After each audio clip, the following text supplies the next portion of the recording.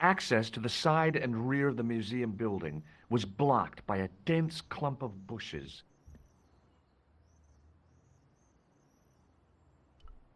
A real macho guy would have plunged straight into the spiky, scratchy bushes. Not me.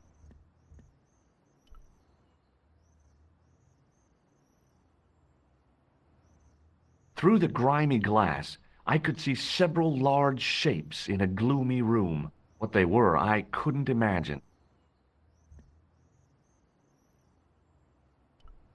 I considered smashing my fist through the pane, wrenching open the window, and vaulting triumphantly into the building.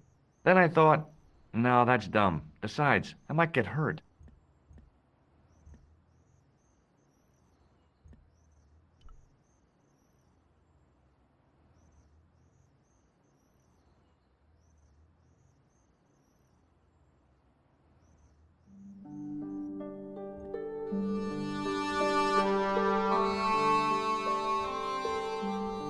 The attendant had an air of self-importance and the kind of steely eyes that never seemed to blink. Pardon me, Oui, monsieur? are you Lobino? Oh, no. Fancy you mistaking me for him. No, I am the deputy custodian. But Lobino does work here. Work? I wouldn't go so far as to call it that. He studies here most days, but as you can see for yourself, not today.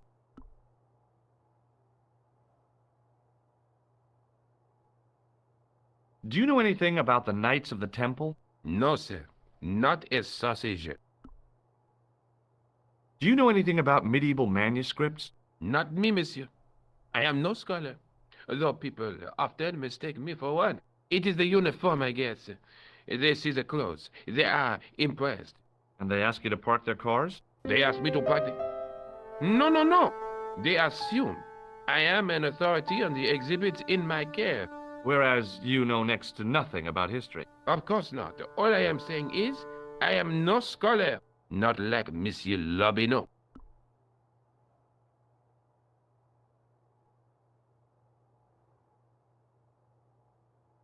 Do you recognize this red nose? I don't think so. What do you make of this tissue? It is absolutely disgusting, monsieur. Would you like to shake my hand? Not while I'm on duty, monsieur. Have you ever heard of the Club Alamut? Oh, no. I don't frequent places like that. Do you recognize this ID pass? No. Do you recognize the man in this photograph? No, monsieur. Is there any reason why I should? I guess not. What does this tool mean to you? That belongs in a museum. Pardon? It is a priceless historical artifact, if I am not mistaken. No, it's a plain old tool for lifting drain covers. Thanks for your help. It was a statue from ancient Egypt. Those old civilizations sure could teach us a few things about art and beauty. The statue didn't deserve to be mauled by a Philistine like me.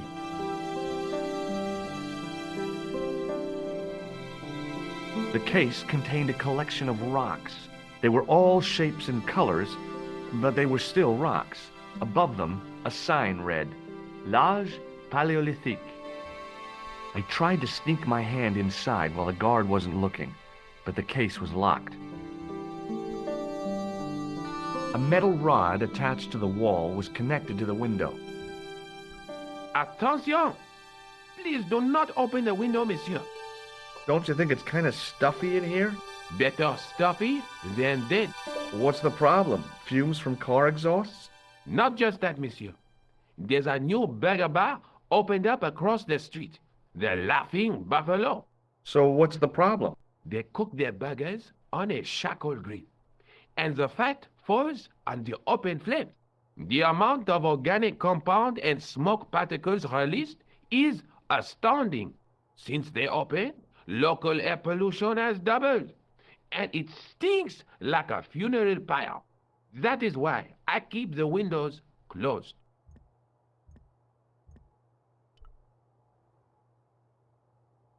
The case contained some fragments of pottery. They looked to me like broken flower pots. Above them, a sign read, L'Âge Paléolithique. I tried to raise the glass cover of the case, but it didn't budge.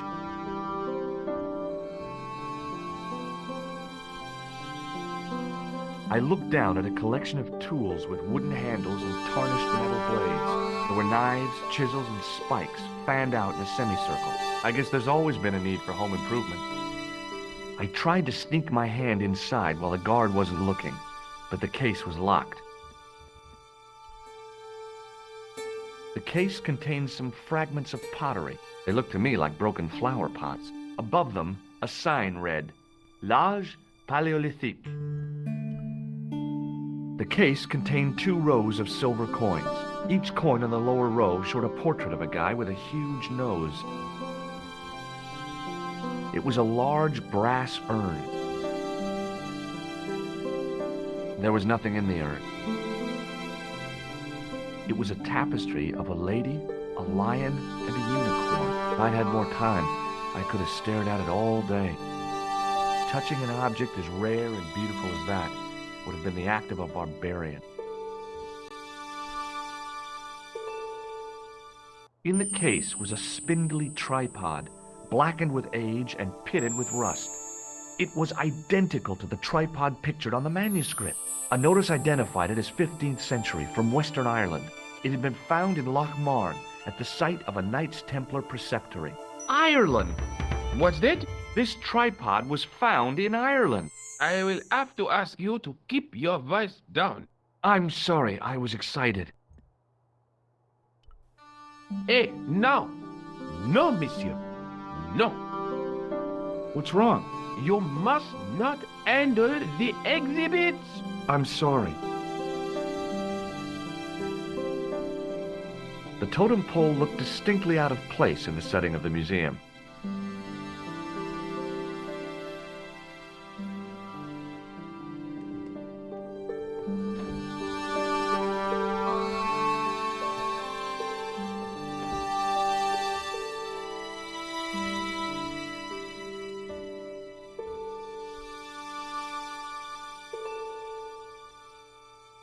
It was an ancient Egyptian sarcophagus with a beautifully painted effigy of its owner on the lid.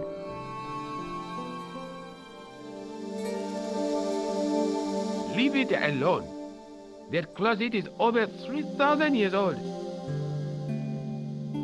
Closet? It's a sarcophagus. It was a stone carving from ancient Egypt. I was no desecrator of tombs.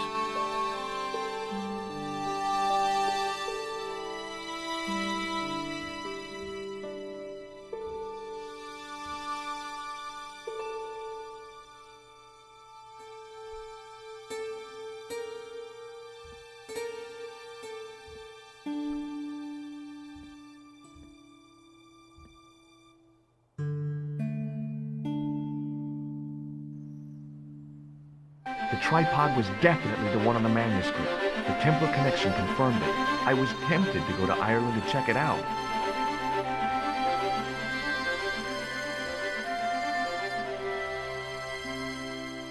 Access to the side and rear of the museum building was blocked by a dense clump of bushes. A real macho guy would have plunged straight into the spiky, scratchy bushes. Not me.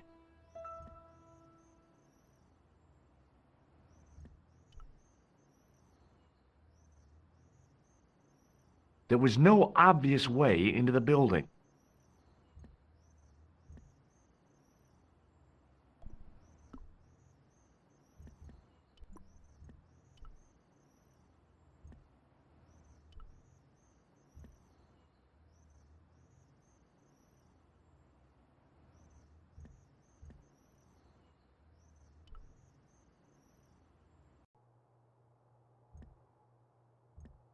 Pardon me. Oui, monsieur? Can you give me any further information about the tripod? Certainly, monsieur. It's infamous. That tripod That belonged to John Dee.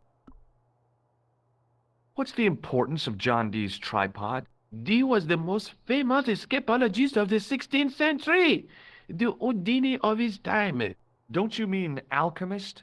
Escapologists use ropes, chains, and handcuffs, not tripods. Well, whatever he was, that is the tripod he used in his experiments.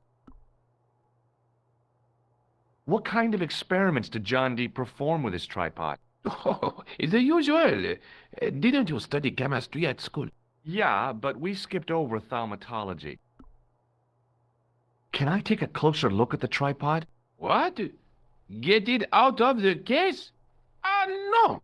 That tripod is protected by a sophisticated surveillance system. How sophisticated? A painfully loud alarm bell. How is the alarm bell triggered? By the slightest pressure on or movement of any part of the case wherein that tripod is situated. It strikes me that to call your alarm system sophisticated is, well, stretching the truth a little. It has never failed yet. The sophistication is in its simplicity. What can you tell me about the collection of coins? A rare example of silver coinage from the reign of Philippe le Bel. That little old lay buried for centuries in a field on the outskirts of Paris. They're unique. Nothing like them has been found anywhere else in Europe. Who was Philippe le Bel? You don't know?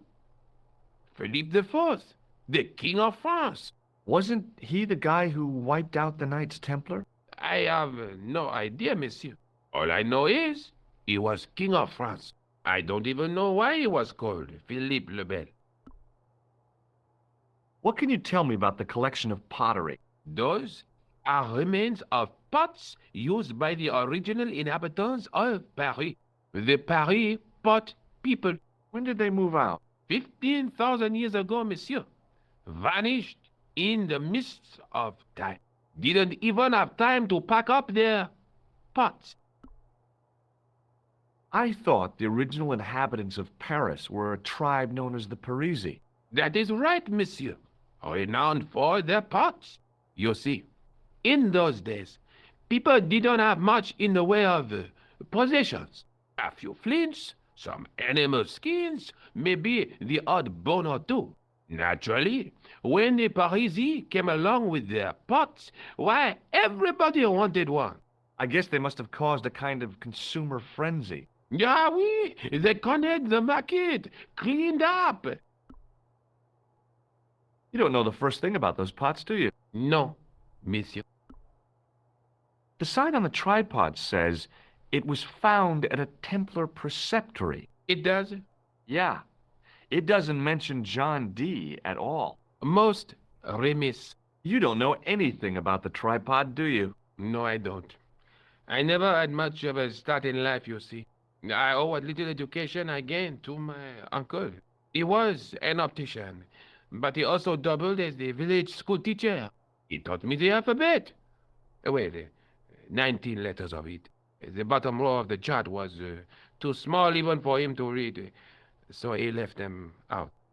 Why don't you start over and enroll for adult education? You know, I never thought of that. Do you think if I studied hard and did all my homework, I could be a professor of history? At your age? Dream on.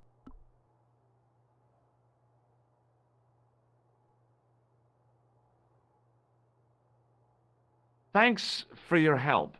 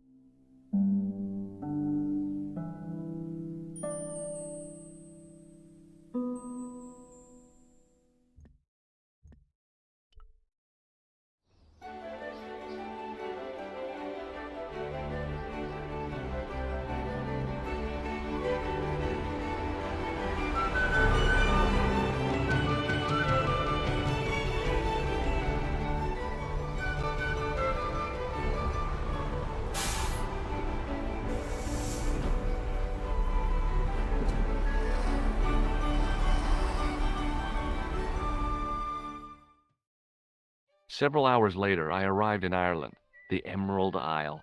I'd been lucky to get a bus from Dublin to the tiny village of Lochmarn. On the way out, the driver told me there was only one service a day.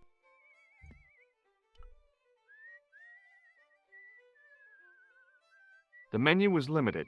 It read, "No food today." I didn't care. I'd lost my appetite somewhere over the Irish Sea.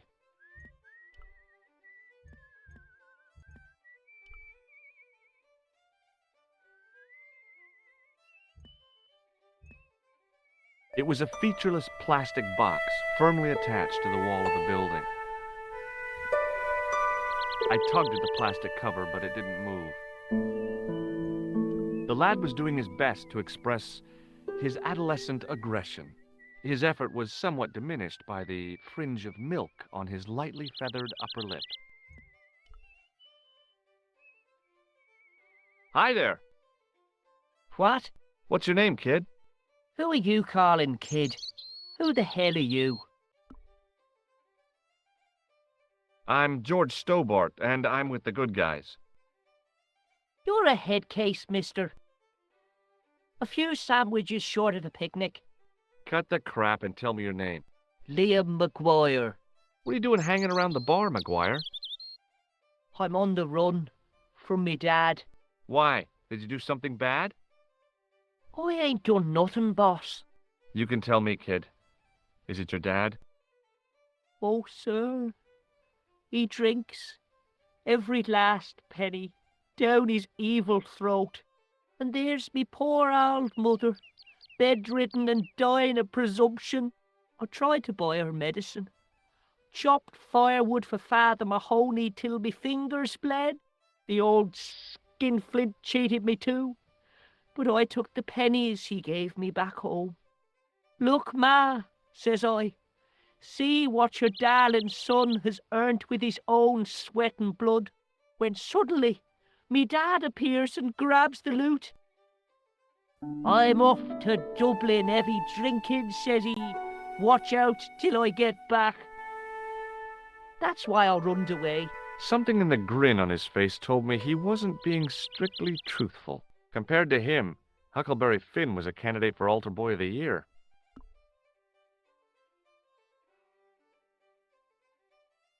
What can you tell me about the castle, McGuire? What do you want to know? Well, can I get inside? No, it's locked up. Does anyone live there? No, only... What? Oh, nothing. You know something about the castle you're not telling me, don't you? No, What is it you're covering up? Is it something you're scared of? I ain't scared of nothing.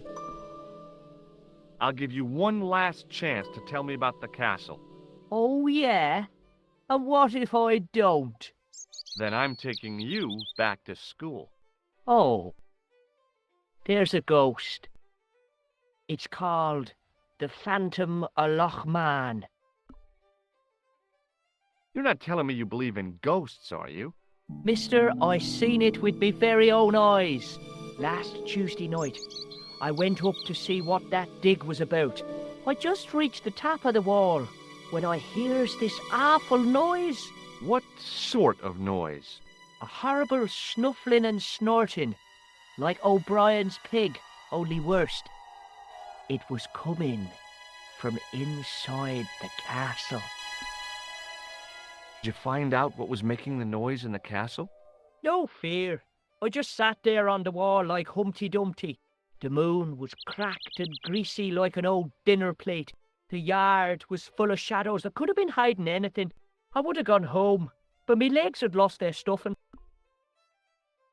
Did you get to see the ghost? Indeed I did. And a fearsome sight it is too. I sat on my arse, waited while the moon went down. Then out it comes from the shadows, all grey and tattered and hunched over like an old bent willow.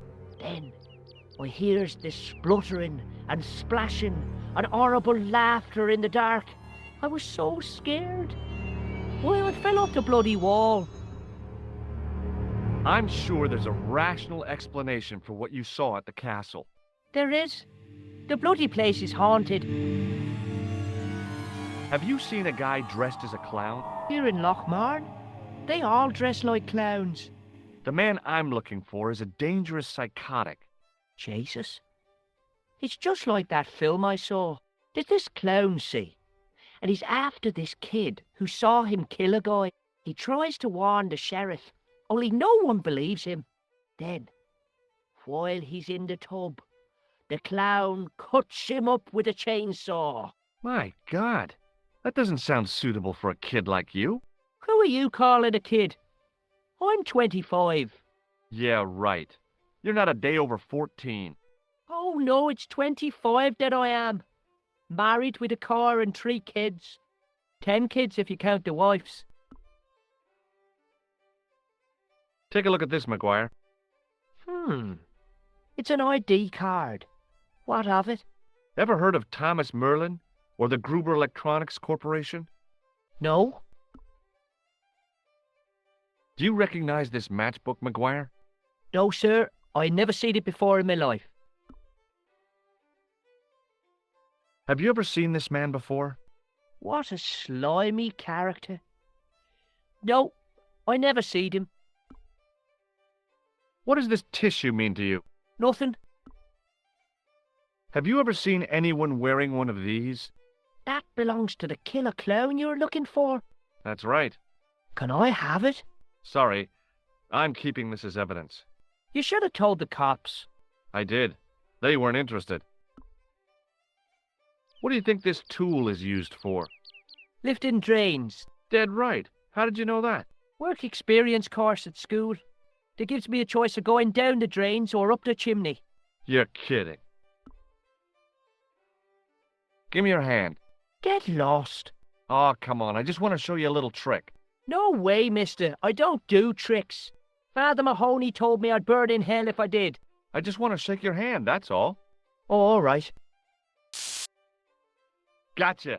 Neat, huh? Didn't feel a thing. Shake my hand again. No way. See you later, kid. Okay, mister.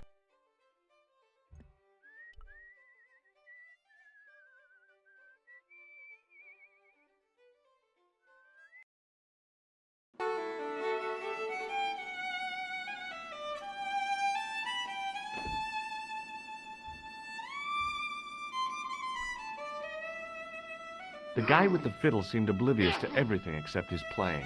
Meanwhile, everyone else in the bar seemed oblivious to him. The guy sat in the corner as if he was a permanent fixture. There was a vacant look on his cow-like face that said quite clearly, "Nobody home." His elbow rested on an obviously soggy piece of towel. The young red-haired guy was plainly nervous about something. Perhaps he felt threatened by the presence of a handsome dude like me.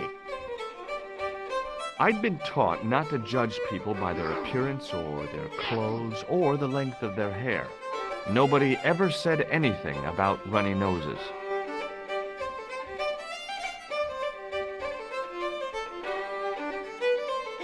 It was a beer-stained piece of toweling. It was an electric pump operated by pushing a small lever. The white whiskers on the bartender's flushed face were like garlands on a Christmas tree. The resemblance ended there. The top of his head was too slick and shiny to act as a perch for a Christmas angel. Top of the morning to you. I beg your pardon. Well, that's what you Irish say, isn't it? Do you want something? Or are you just flaunting your xenophobia? Well, I was trying to be sociable. Is it a room you're after? That's not a bad idea. Do you have a vacancy? I could, if you don't mind waiting until the last guest checks out. No problem. When will that be? When the undertaker comes to collect him. I'll try a glass of beer, please. Is this your first pint of real ale? Well, I guess so. What's real ale, anyhow? Beer that's brewed from natural ingredients to traditional methods. It shouldn't be kept under pressure or refrigerated. And finally, it should have a good body and distinctive character. In other words, it's flat and worn with bits in, and it makes you fall over.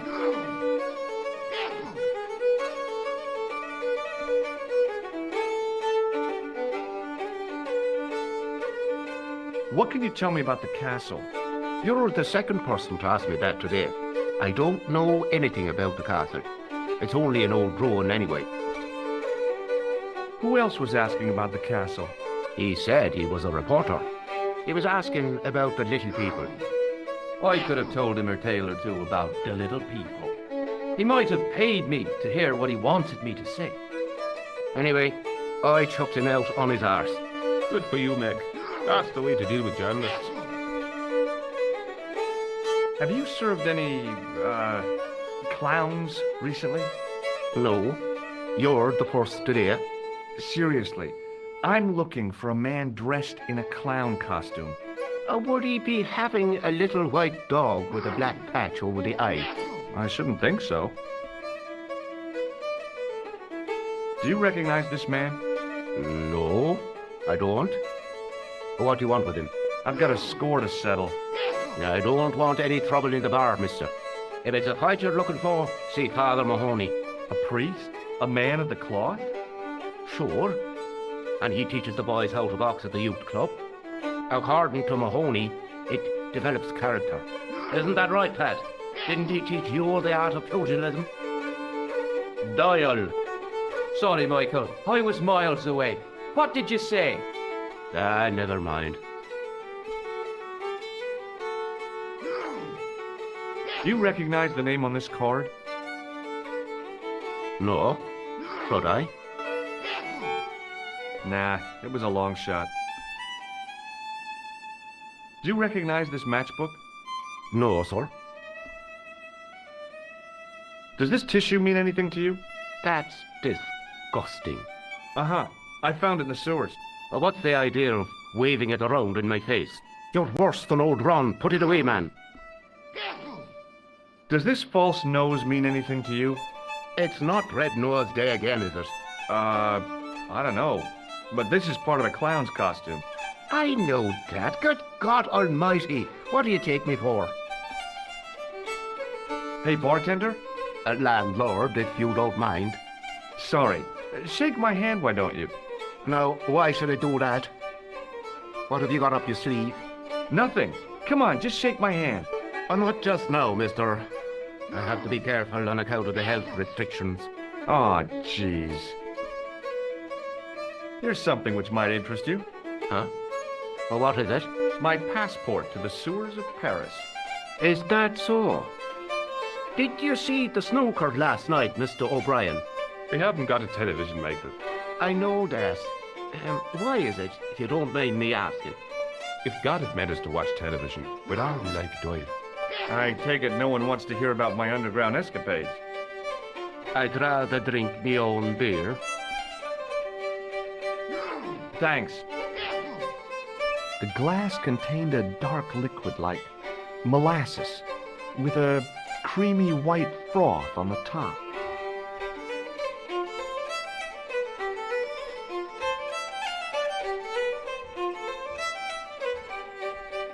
The man's arm lay across the towel, preventing me from moving it. Hi, my name's Stobart, George Stobart. Hello there, mister. What can I do for you? Can you tell me anything about the castle on the hill? Oh, I don't know much about anything. You should ask Mr. O'Brien here. He just joined up writing. Or would you be one of them history fellows yourself? That's right, Professor Stobart, Miskatonic University. You're an archaeologist, and you're asking us about the castle. Excuse me, Mr. O'Brien. The gentleman was talking to me. How come you didn't leave with the others? I didn't know they'd gone. Oh, yes. Packed their spades and shovels and away they went. Seems I missed all the excitement. What excitement? Do you know anything about Peagram's excavation? Only that he didn't have the right tools for the job. What he needed was shovels and a JCB.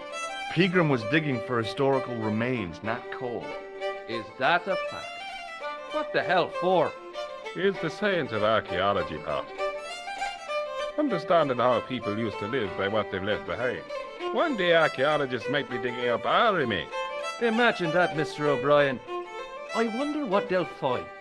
Well, it won't be arrowheads and beakers. Fast food cartons and favourite condoms, more likely. Did anyone from the village work at Pegram's dig? I tried it myself, but that high and mighty history man called me incontinent. What a nerve. Hadn't I dug more holes than the rest of them put together? Is it true that Pegram found a valuable gem? What? First I heard of it. Where have you been, Pat? That gem is the talk of every town from Lochmahon to Ballydoon. Nobody told me. The lucky sod. So that's why he scampered. Does this security pass mean anything to you?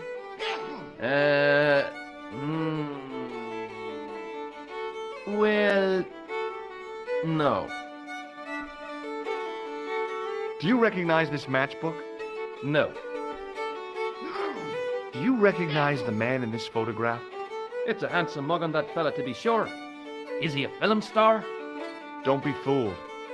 This is the face of a psychopathic killer. No. Well, there's one in the eye for me and my men. Does this tissue mean anything to you? No. But you should show that to my granny. She could tell you fortune from it. From a soiled tissue? Sure. Some people read tea leaves. My granny reads handkerchiefs. What does this false nose mean to you? No, you're a clown. No, not me. Haha, you're a good one, aren't you? Did you hear that, Michael? I hate clowns. Listen to this fella. I hate clowns, says he. Isn't he just the funniest man you ever did see, Michael? He's not a clown, Doyle. He's not even remotely funny. Thanks. What do you make of this tool? It's for lifting manhole covers. That's right. I found it in Paris. Well, you look at that. A French sewer key. Marvelous.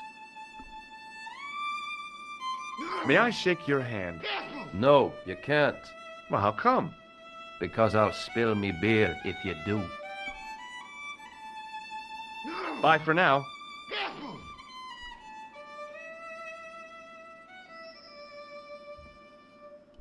The guy sat in the corner as if he was a permanent fixture. Hello there. My name's George Stobart. Pleased to meet you, I'm sure. I'm O'Brien. Can I help you? What can you tell me about the castle, Mr. O'Brien? It's a fine site now, isn't it? Dates back to the 10th century, you know. Most of the existing building was added much later, of course.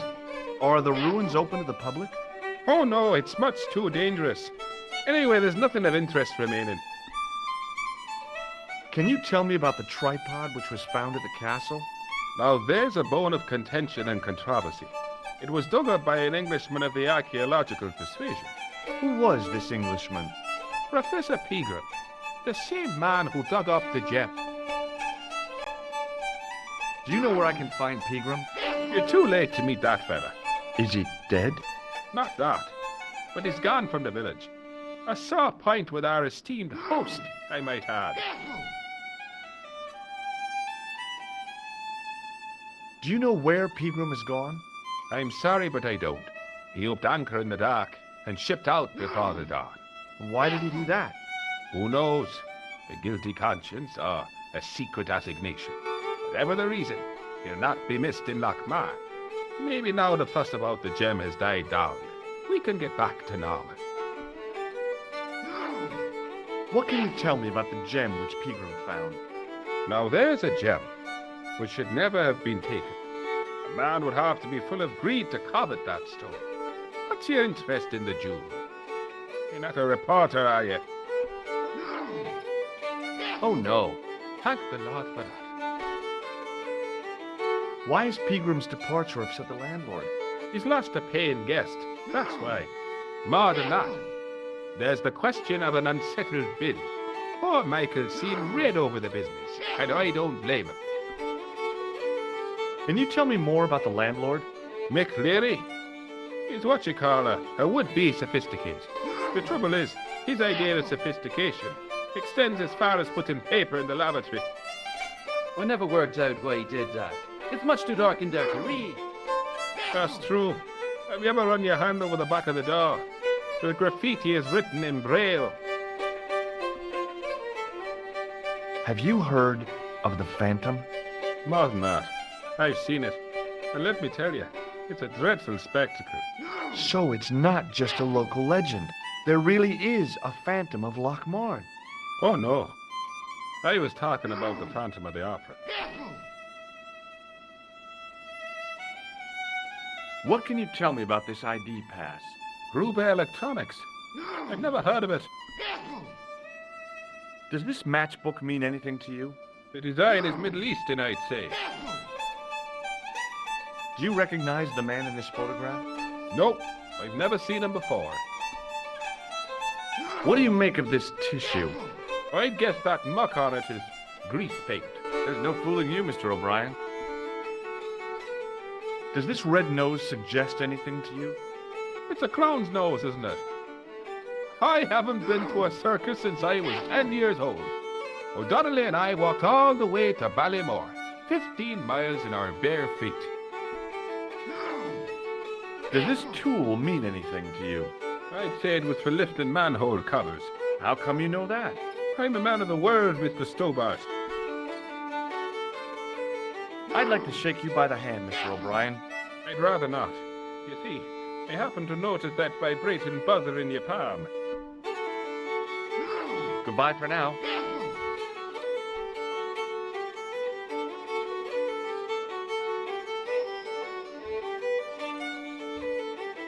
I was about to reach for the pump when I came to my senses.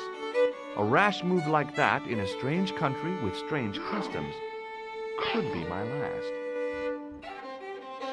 Somehow, I'd managed to drink the thick, sweet brew. I felt strangely compelled to order another, even though my every instinct warned me against it. Somehow, I'd managed to drink the thick, sweet brew. I felt strangely compelled to order another, even though my every instinct warned me against it. He wasn't listening.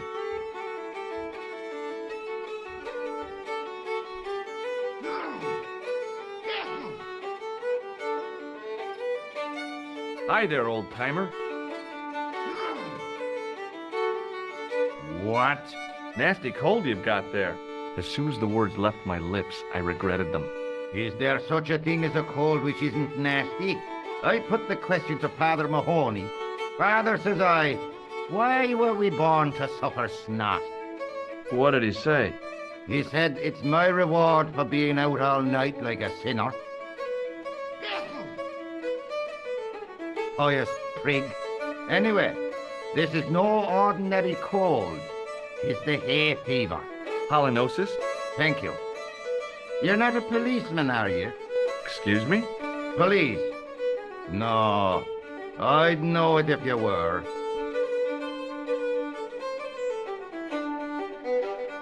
Can I buy you a beer? Very kind, I'm sure. But I don't drink the stuff Leary sells. What's wrong with it? I've seen what it can do. Can you tell me how to get into the castle? Don't even think about it, me bucko. Lochmarn Castle is haunted. That's what the kid outside told me, but I don't believe it. Then you're a fool. Ghosts don't bother me. I still want to visit that castle. You can't. It's not open to the public. There's no one around to stop me, is there? That's right. Nothing human, anyhow. Have you ever seen the ghost? To be sure. With me very own eyes.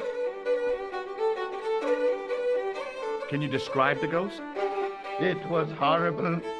A wee stunted beast, long beak, straggly, flappy wings. Are you sure it wasn't a wild animal? A rabbit or a skunk or something? Skunk in Lochmar? That'll be the day. No, that was a ghost, to be sure. I think I know what you saw on the castle wall. I know what I saw. I don't think so. It was the kid, McGuire. What? He was up on the wall last Tuesday night. He thought you were the Phantom of Lochmarn. Oh, Do you know Pegram, the archaeologist? that's the scrawny fellow who was poking around at the castle, isn't it? No, I don't know him. Do you know where I can find Pegram? I told you, I never heard of him. Were you aware that Pegram was conducting an archaeological dig? I don't meddle in other people's affairs. They don't interest me. Take a look at this ID card. Take a look. Oh, yes. Little plastic picture. I don't suppose it means anything to you, does it? No. What does this matchbook mean to you? Nothing. Go away and stop bothering me. Do you recognize the man in this photograph? Is that supposed to be you? No, I don't have a scar on my face and I'm not from the Middle East. I can't tell without me glasses. You could make use of this tissue. Never use them. Those things are unhygienic.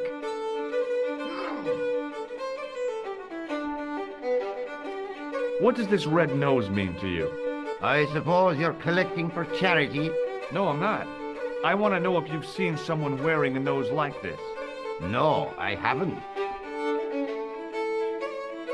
Can you identify this tool? No. Hey, would you like to shake my...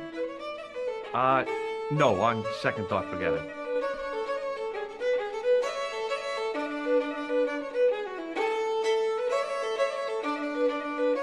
I'll see you later.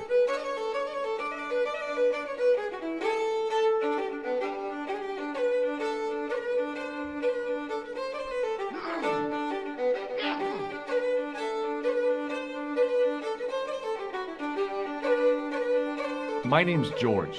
Pleased to meet you, mister. My name's Fitzgerald. Can I get you another drink? Oh, no, thank you. I shouldn't be drinking at all. I'm on tablets for my nerves. More than a pint and I'll pass out.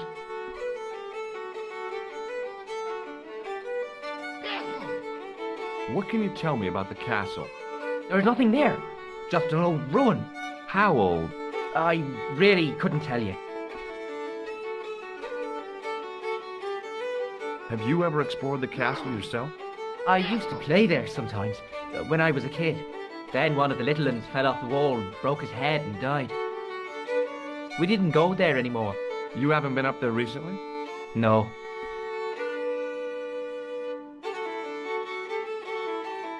Do you know Professor Pegram?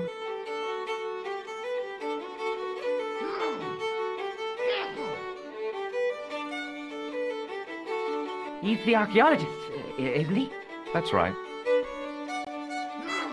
Where can I find Professor Pegram? I heard he's gone fishing. I don't know where.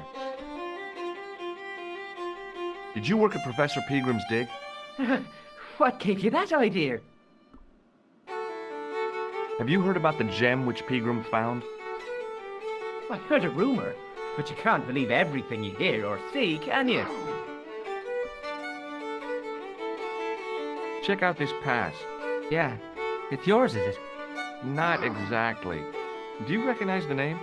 Thomas Merlin? No, never heard of him.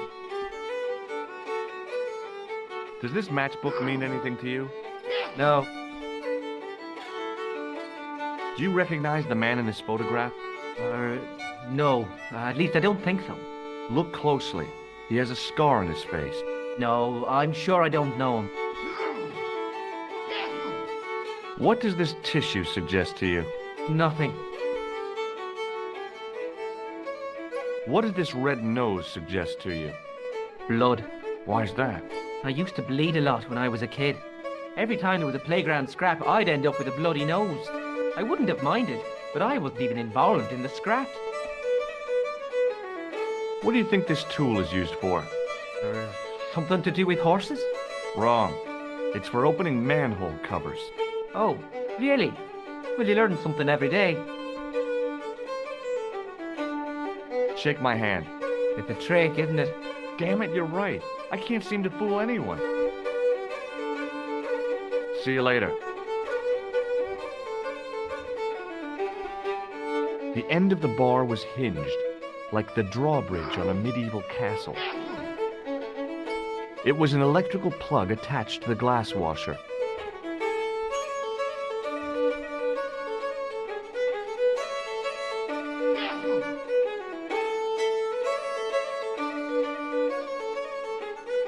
Hey, where do you think you're going?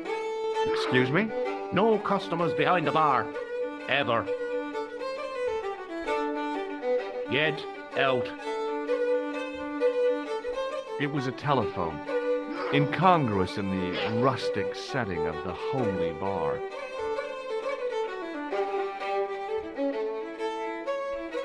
It was an electric glass washer. It looked even older than the barman.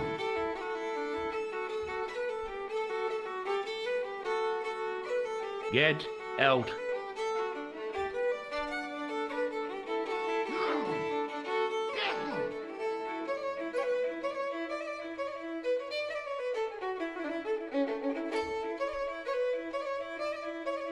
Allô? Couleur. J'écoute. Nico? Who is this? It's me, George. Oh, hello, George. Where are you? I'm in Ireland. Ireland? What are you doing there? It's a long story. Any signs of our friend the clown? You're kidding. You probably never even heard of Lochmarn.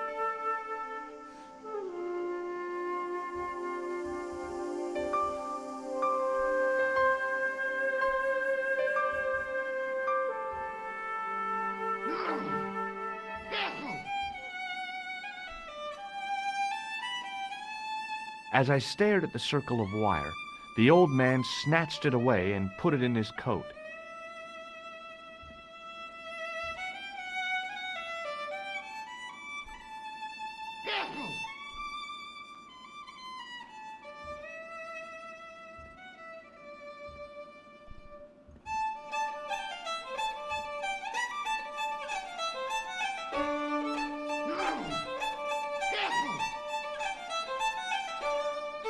Oh, no, you don't. Okay, I'm sorry.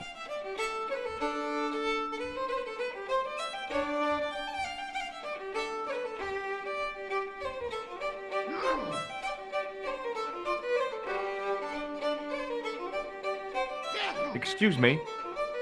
Yes, sir? Do you know a man called Pegram? Indeed I do. Are you a friend of his, by any chance? Oh, no. I'm just trying to track him down. Me too. That son of a bitch should be locked away. Did Pegram stay here? That's right. In the best room in the house. That's the one with the bed.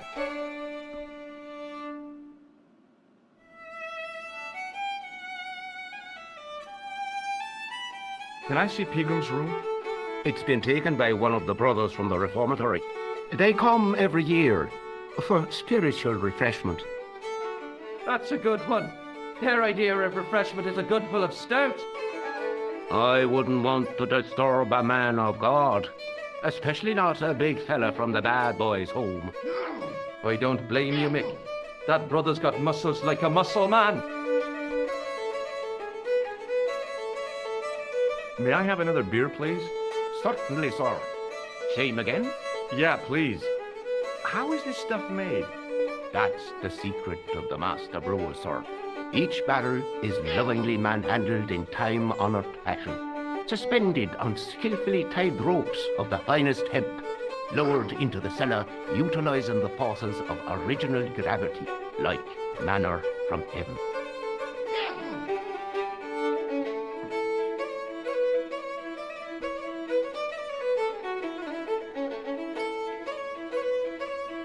Thanks.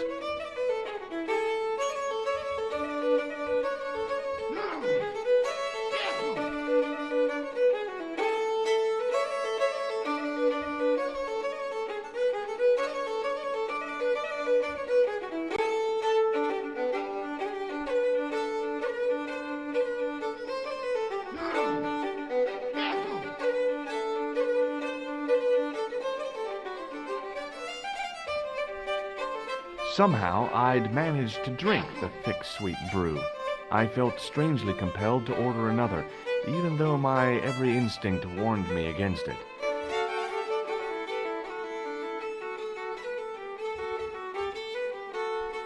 Excuse me.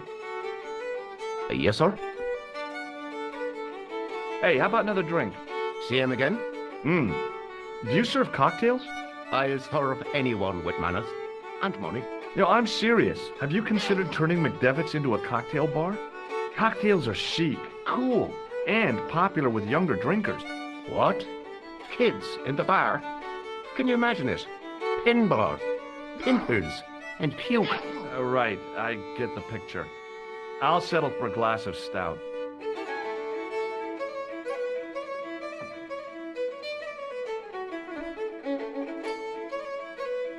Thanks.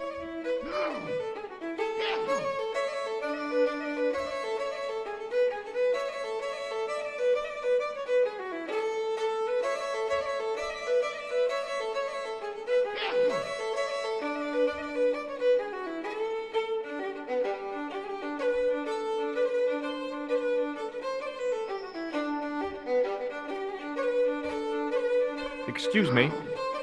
Yes, sir? More beer over here. Yes, sir.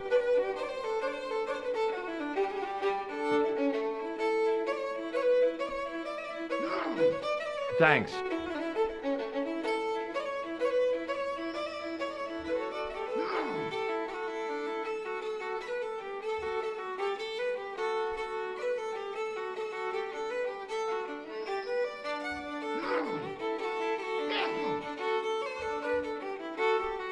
Excuse me. Yes, sir? More beer over here. Yes, sir.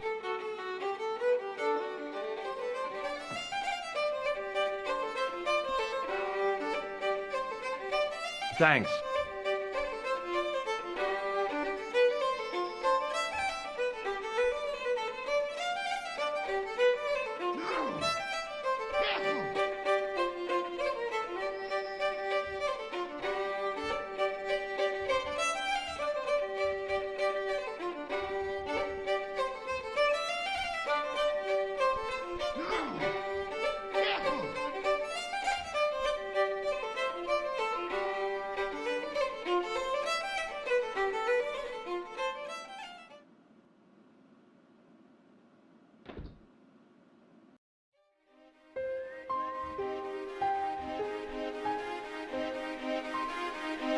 Hey, McGuire, What do you want to know? do you know a man called Pegram? Can you describe him like on the telly in the cop shows? He's an English archaeologist. I know the man you mean if he's the one.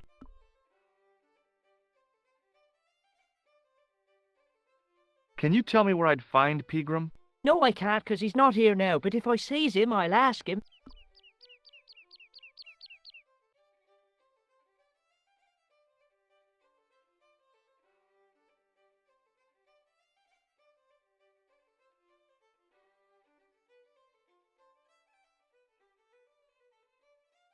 Do you know what Pegram was doing in the castle?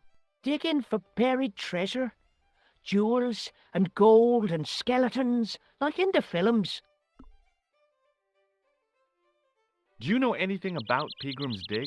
He wouldn't let me anywhere near it. I offered to help, but he chased me off. I didn't want to see his smelly old hole anyhow. Did anyone from the village work at the dig? Pegram brought some students and bums with him. He reckoned no one in Lochmarn would know what to look for. The only local guy who worked for him was Sean Fitzgerald. Fitzgerald says he's never been anywhere near the dig. He's having you on, mister. Are you sure Fitzgerald worked at the dig? Oh, yes. It was him, all right. Would I tell a lie? Well, he denies it. I saw them together only last night. I wish you'd told me that sooner. What were they doing? Pegram gave Fitzy a box. He didn't look too happy about it. I knew it. But how am I going to persuade him to part with it? Break his fingers. Nah, I couldn't do that. I could. Thanks for the offer, kid, but I'll try a more subtle approach. Chinese burns? What's Fitzgerald scared of? Everything and everyone. So I shouldn't have any trouble getting him to talk. He's a pushover. But don't scare him too much. Try the soft touch. Butter him up a bit. I heard that Pegram had found a legendary gem. That's right. It's been the talk of Lochman all week. You haven't seen the gem, have you? Hell no. I reckon Pegram made off with it. If I was him, I'd go to Amsterdam, chop it up and sell it. He could be living the life of Riley instead of digging holes.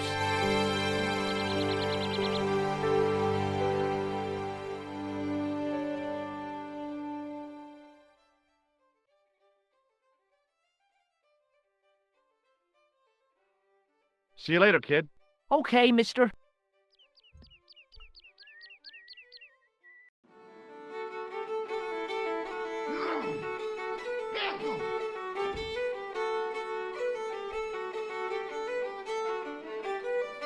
Hello.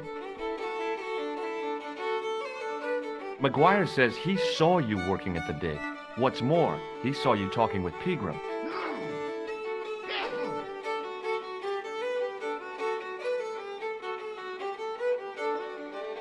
He's a little liar. He'll say anything to get attention. Well, it's his word against yours, I guess.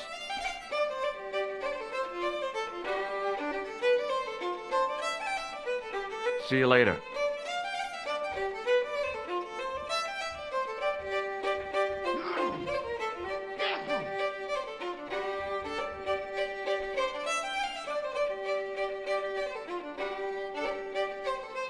The man's arm lay across the towel, preventing me from moving it.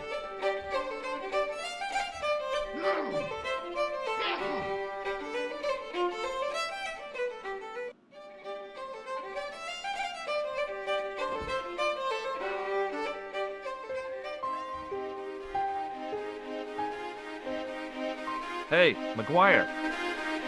What do you want to know? See you later, kid. Okay, mister. It was a trap door in the sidewalk.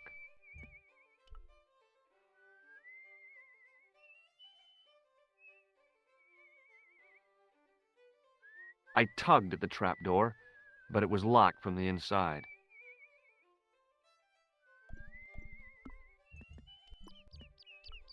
The workman's key was the obvious tool to use to open this trap door. It was specifically designed for a job like this. Unfortunately, there weren't any holes in the trap door.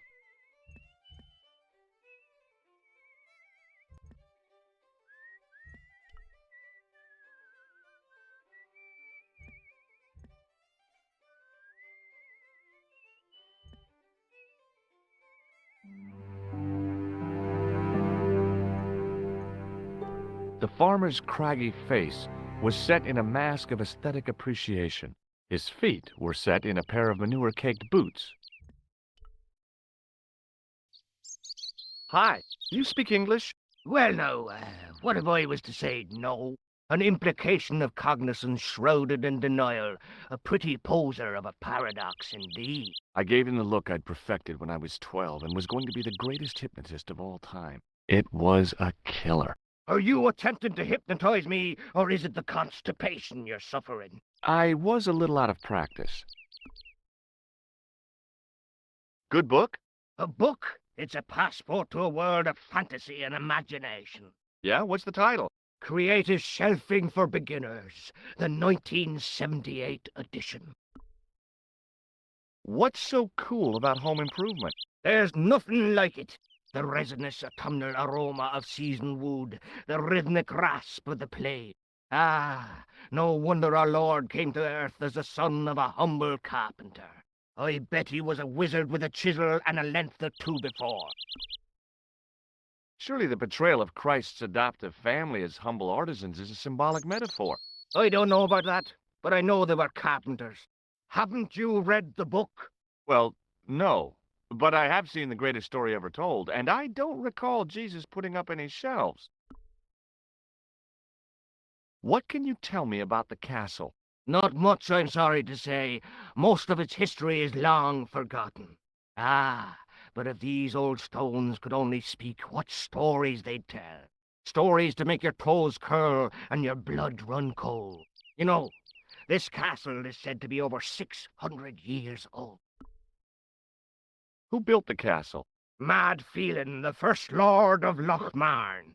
Well, I say lord, but actually he was little more than a village chieftain. He built his castle from the remains of the Templar preceptory. Do you mind if I climb up your haystack to get into the castle? What? You'd break your stupid neck for sure. Do you think I'd stand by and see your brains dashed out? I'd be very careful, and I promise not to sue. You won't get the chance, not while I'm here to stop you. Where was the site of the Templar preceptory? Right here, on Temple Hill. Phelan built right on top of the old wall. It's said that deep beneath these walls, there's a Templar chapel. Did Pegram discover the chapel? I don't know. His workers were sworn to secrecy. Have you seen Professor Pegram? No, he's packed up and gone. Do you happen to know where? Back in England, I suppose. Do you think Pegram's disappearance is due to the curse? Look at the facts. He dug up the gem. He disappeared. Bingo. It doesn't take a degree in mathematics to work that one out, does it? You don't have to be a smarty Pythagoras with a calculator. I guess not. Pegram has run off with the gem. Do you recognize the name on this card? I can't read that little writing. It says Thomas Merlin, Gruber Electronics. Is that your name, Tommy Merlin? No, but what a great stage name. It had what my high school hypnosis act had lacked, style and class. For a few seconds, I bathed in spotlights on a thundering tide of applause. Tommy Merlin, hypnotist. Are you all right? I'm fine. I just remembered something. What do you make of this matchbook? Seems ordinary enough to me. Do you recognize the man in this photograph? No, but I wouldn't trust him. His eyes are too close together. He's not a friend of yours, is he? Oh, no. Far from it. In fact, I believe it's the face of a killer. I knew it! Piggy eyes. Can't trust him. What do you make of this tissue? That's a sorry sight to wave about in public. Oh, it's theatrical grease paint. And that makes it all right, does it? I must remember that next time someone complains about the state of me handkerchief. Does this false nose mean anything to you? You're a circus clown. No, but I got this from someone who disguised himself as a clown. Is that a fact? Why did you do that now? He's a psychotic killer. I think he may be connected with Pegram's disappearance. Does this tool mean anything to you? No, it doesn't. Is it used on sheep? No, it's for lifting the covers off drains. Never. How? Well, the end of the tool fits into the hole in the cover. They'd slip out. Angles are wrong. You'd never do it. I have. I did it in Paris. Does this tool mean anything to you? You already showed me that, and I wasn't impressed. Would you like to shake my hand? What is this? I don't do that male bonding stuff. I have to go now.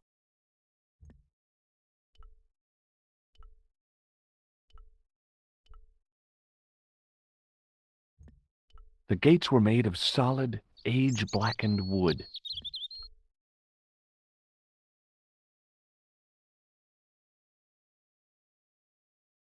Pushing with all my strength got me nowhere.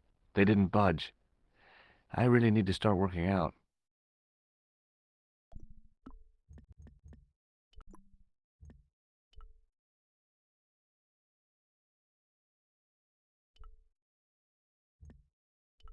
On the back of the cart was a crazily stacked tower of hay bales, leaning precariously against the castle wall.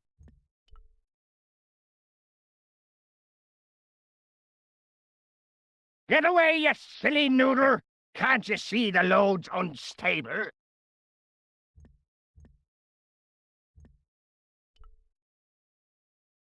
Hi, it's me again. So I see. What now? Oh, nothing.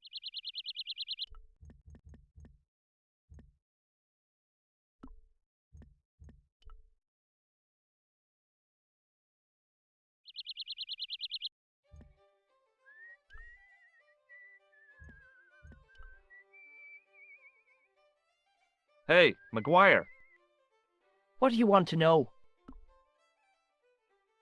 See you later, kid. Okay, mister.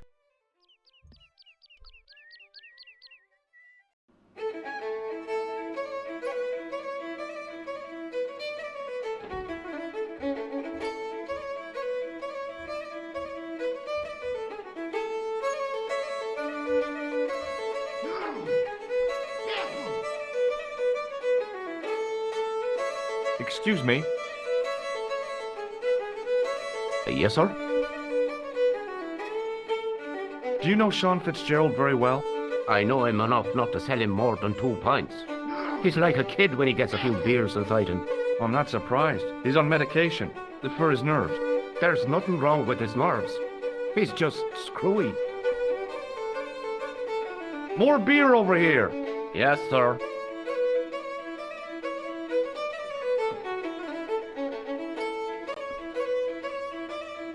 Thanks. Hey, Hello there again, mister.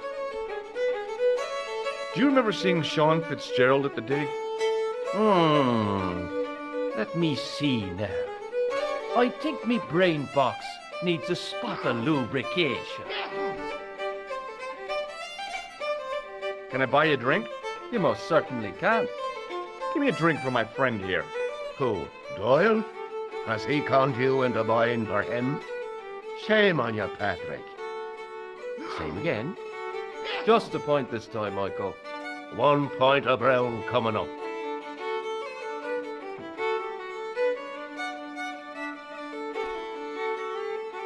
Do you remember Sean Fitzgerald now?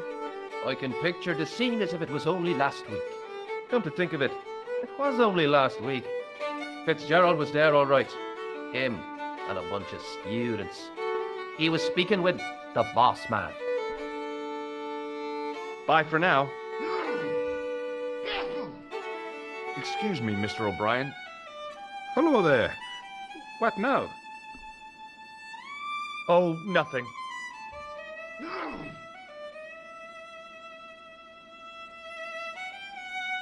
Hello. Doyle told me you definitely worked at the dig. He's seen you there. You might as well admit it. Just my luck. Grasped up by a delinquent and a dimwit. I need to talk to Professor Pegram, if he's still alive. What do you mean? Is he in danger? Yeah, you too, if I'm right. You're not from the Social Security. Hell no. What makes you think that? Well, I was claiming benefit at the same time I was working for Pegram. I'm not in a position to make judgments, Sean. That's between you and your conscience. All I want is to talk to Pegram about the gem. But he's not here. I know that. But he left that package with you, didn't he? So where did Pegram go? I don't know. I swears. He came to see me early this morning. Said he was leaving.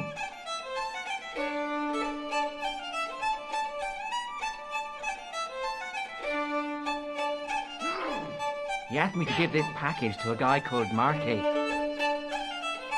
Show me what's in the package, Sean. I can't do that. Why not? I promised the professor. So what? You didn't have any qualms about your benefit scam. So where's the harm in taking a peek inside Pegram's package?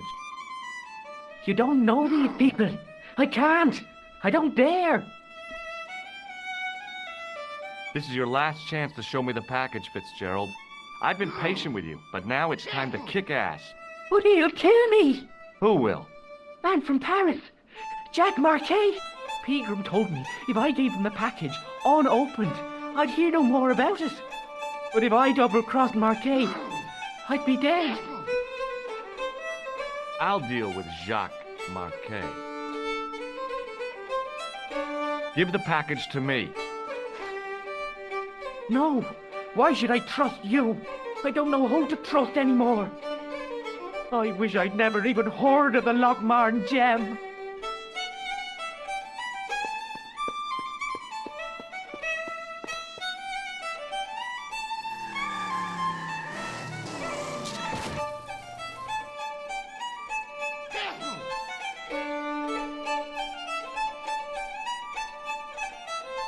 Hey, I just seen a big red. Get out of here, Maguire. Come back when you're old enough. What's the lad howling about?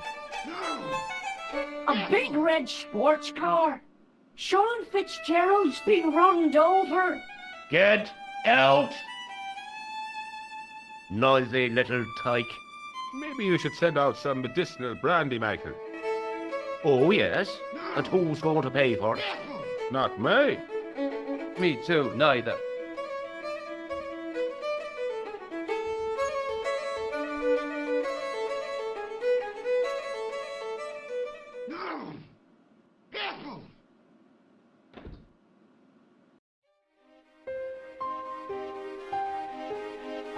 I was telling the truth about Fitzy, mister. Okay, calm down. Now tell me what happened. I was standing here, minding me own business, when I saw this beautiful red sports car coming up over the hill. Would you look at that, says I. And I going over to take a closer look. Next thing, Fitzy comes tearing out of the pub and nearly knocks me on my ass. Well, the car just flies at him. It was too fast for poor old Fitzy, and hit him an awful wallop. He goes flying up on top. Jesus, says I thought he was a goner. Next thing, the driver hops out, and I couldn't believe my eyes.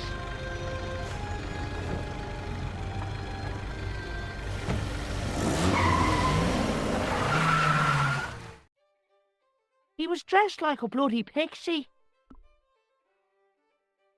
Did this pixie have a scar on his cheek? I couldn't see. He was wearing a stupid mask. Are you a special agent? Sorry to disappoint you, kid, but I'm not. I'm just an ordinary guy caught up in a whirlpool of intrigue. And you're drunk. Not so. Yeah, you've been drinking mucky beer in the boozer. Only a few glasses. Did Fitzgerald drop anything when he was hit? I didn't see. It all happened so fast. See you later, kid. Okay, mister.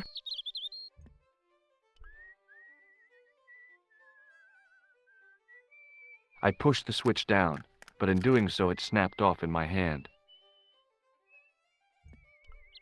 The plastic cover had been smashed by the pixie's car, revealing a switch.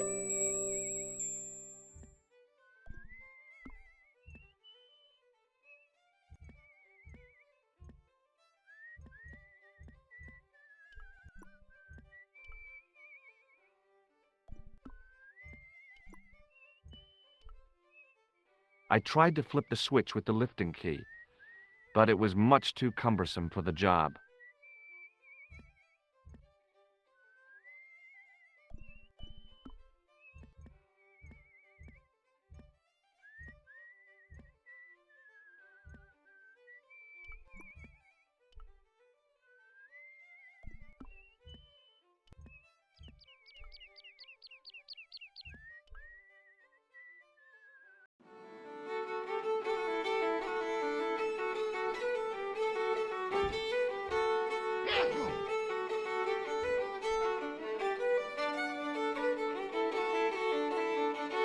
He wasn't listening.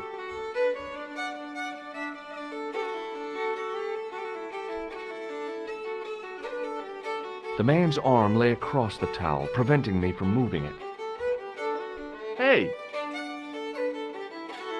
Hello there again, mister.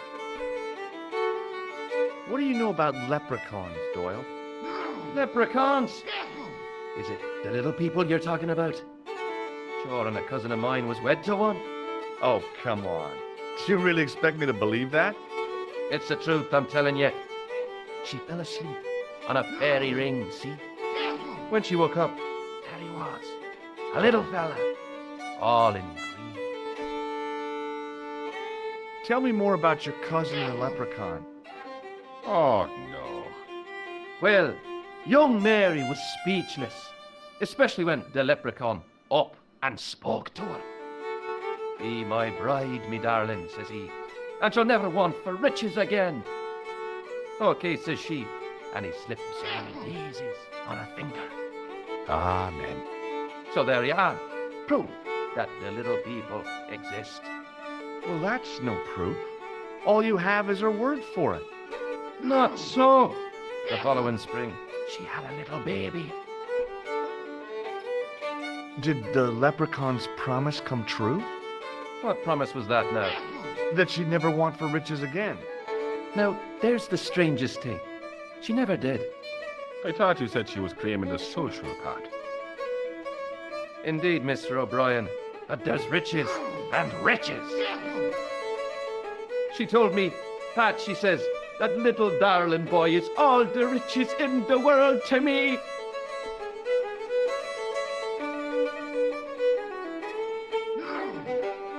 Bye for now.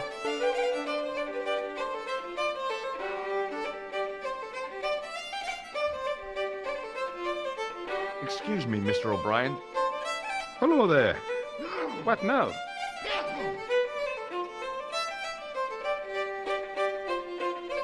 The boy told me Fitzgerald was driven away in the car that hit him. McGuire is always spinning wild yarns. I don't know where he gets them from. Television, I expect, or comics. If I was you, I'd take what he says with a generous pinch of salt. McGuire's tale about the car sounds quite plausible to me. He says the driver was dressed like a leprechaun. That boy has a head full of fluffy toys.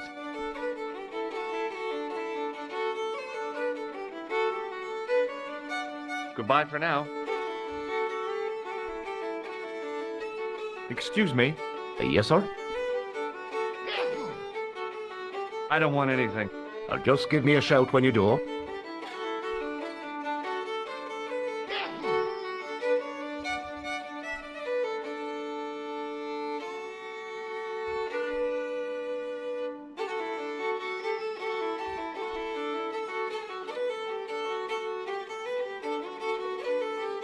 Hello again. What?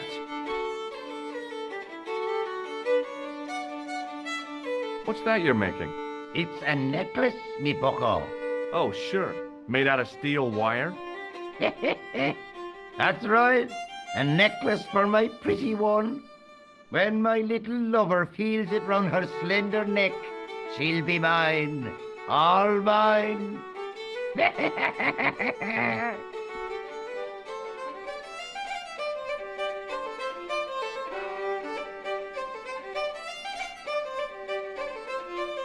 If I was a woman, I wouldn't think much of a wire necklace. It's not made for a woman. I've got my sights on tastier dishes than women. Flesh as smooth and tender as a maiden's. Bones as soft and white as a newborn babe's. Rabbit, lad. That's what gets my juices flowing.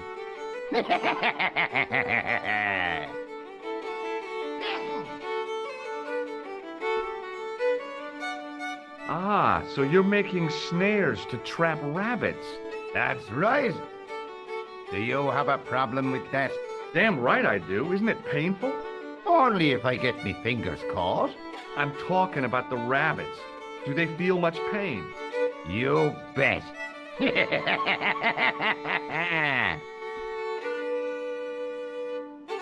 I'll see you later.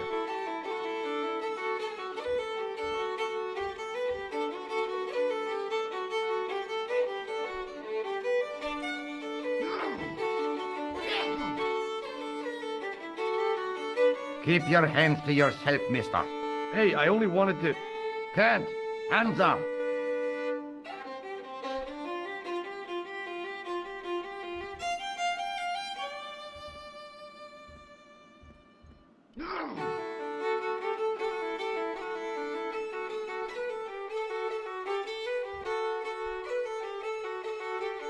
Allô? Kula? J'écoute. Nico? Who is this? It's me, George. Are you okay? Yes, of course I am. Well, take care. I'll be back soon. Yeah, thanks for calling, Jos. Any signs of our friend the clown? You're kidding. He probably never even heard of Lochmarn.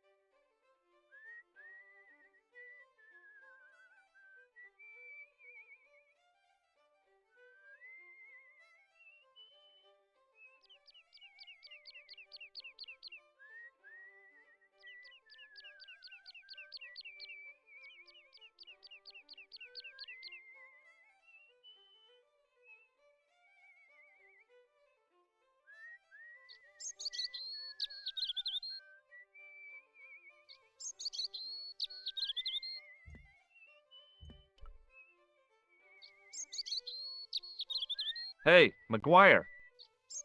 What do you want to know?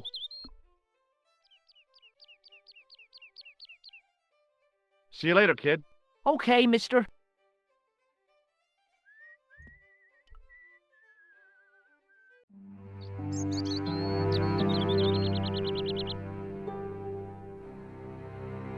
Hi, it's me again. So I see. What now?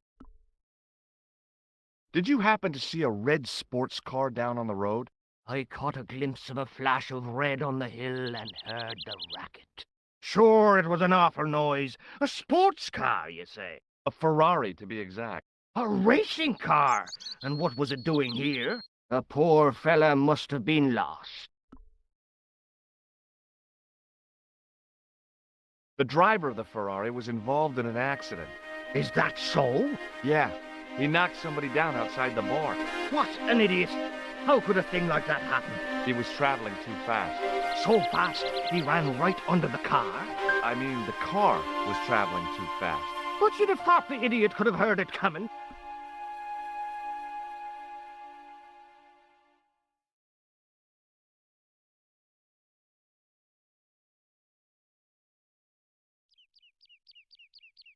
Maybe you know the guy who was hit by the Ferrari. His name is Sean Fitzgerald.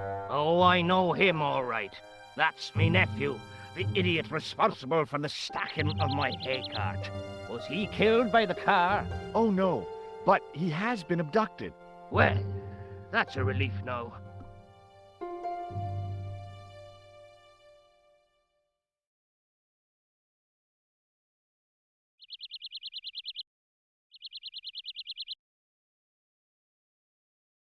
Aren't you going to look for your nephew? What for? From what you say, it's too late. Well, you could report the matter to the police. Better not. Besides, what could they do? Well, they could mount a search. They have only the one bicycle between them. In a question of superior acceleration, I put me money on the Ferrari. I think you ought to know exactly what Sean has gotten himself into. I'm not sure I want to know. But you're his uncle, his own flesh and blood. You're right, but what can I do? If I'm not here to guard it, some idiot might try to climb the haystack. What a moral dilemma. Stay here and guard this potentially lethal agricultural construction, or to go off in search of the prodigal nephew, the very man responsible for said hazard? It'll need some thinking about. Why, there's no problem. You're right. Why didn't I think of it before? We'll demolish the haystack. You don't have to demolish the haystack to go look for Sean. I'll stay here in your place and warn anyone who's silly enough to climb it. Marvelous! I think I should start me inquiries in the bar.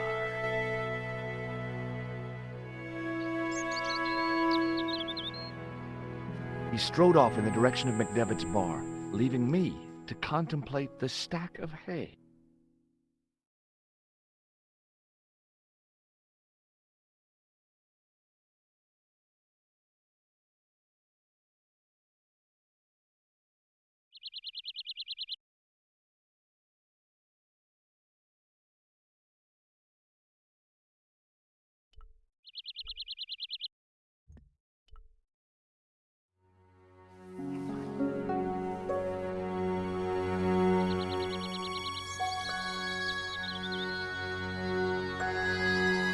The stack of hay stopped, short of the top of the wall.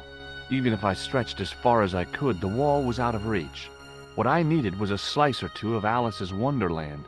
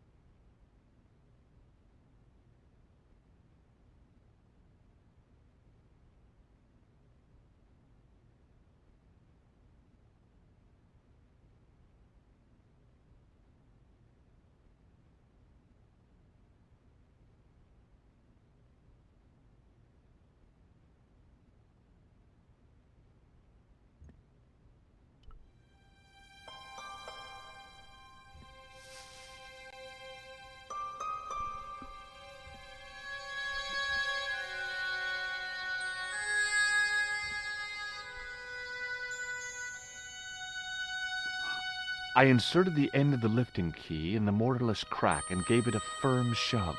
It remained lodged in the wall, jutting out to form a step.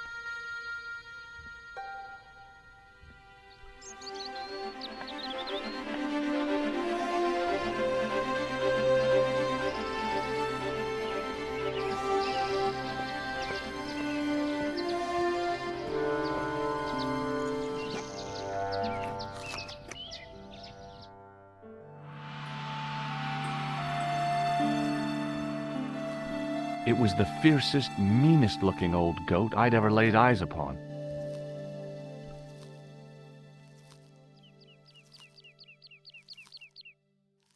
Hey, Billy.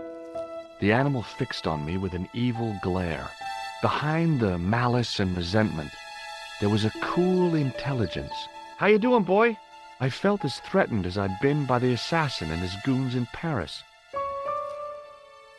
It was a rusted piece of iron, maybe part of a plow or something.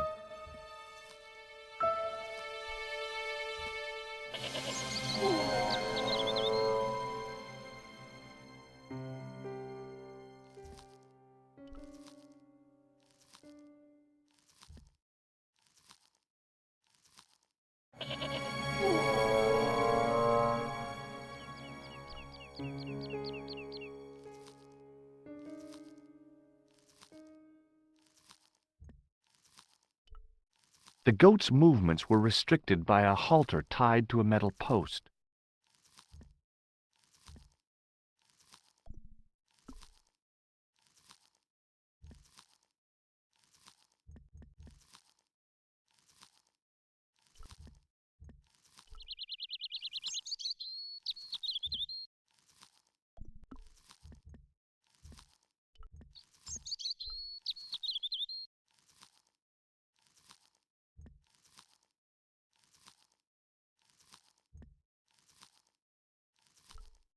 It was a rusted piece of iron, maybe part of a plow or something.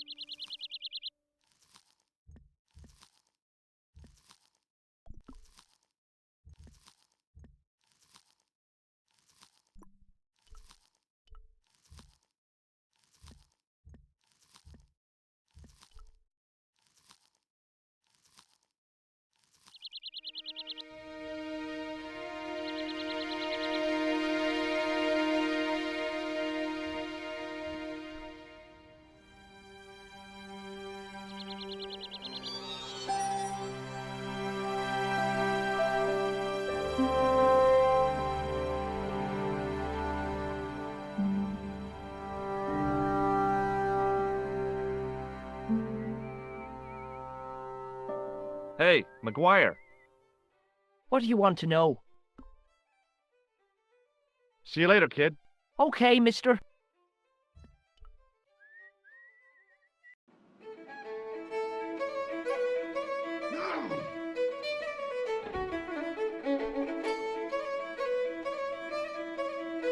Hello. Hello there. Let me introduce you to my pals. We've already met. I want you to know you have my sympathy. Oh, it's just terrible, awful. It's the worst news I heard all day. Let's top the bad news all right for this week and the next. The whole year. It's worse than that. It's the worst disaster in living memory. Isn't it the biggest calamity in the history of the village? I would say it's the biggest in the history of Ireland. The most awesome disaster since mankind paddled out of the primal crop. There's no beer. What about Sean? Why aren't you out looking for him? There's no point in launching an ill-equipped expedition to save the lad. In a life-or-death situation, preparation is essential. That's why I slipped in here. For a point. Is a glass of beer more important than a man's life? Were you talking to me? To all of you. Sean Fitzgerald has met with God knows what, and all you can do is drink. Sean has gone for a ride in a flash car, that's all. Why don't you calm down and join us? I gotta go. He wasn't listening. Excuse me, Mr. O'Brien. Hello there. What now? Oh, nothing. It was a beer-stained piece of toweling. Excuse me. Yes, sir? I don't want anything. Just give me a shout when you do.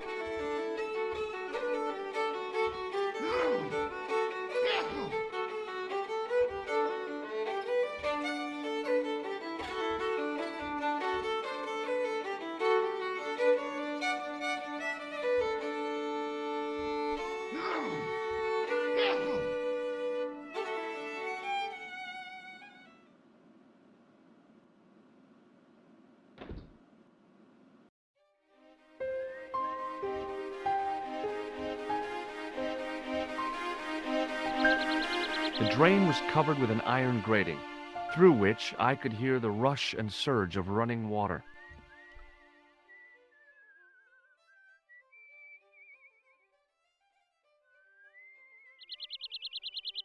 I took hold of the grating and pulled hard, but it didn't move.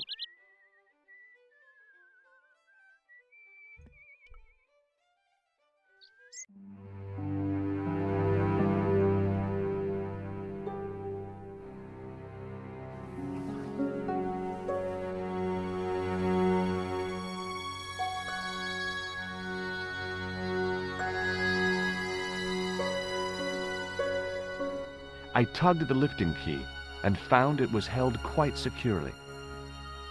The lifting key was rammed tightly into the crack in the wall, forming a strong foothold.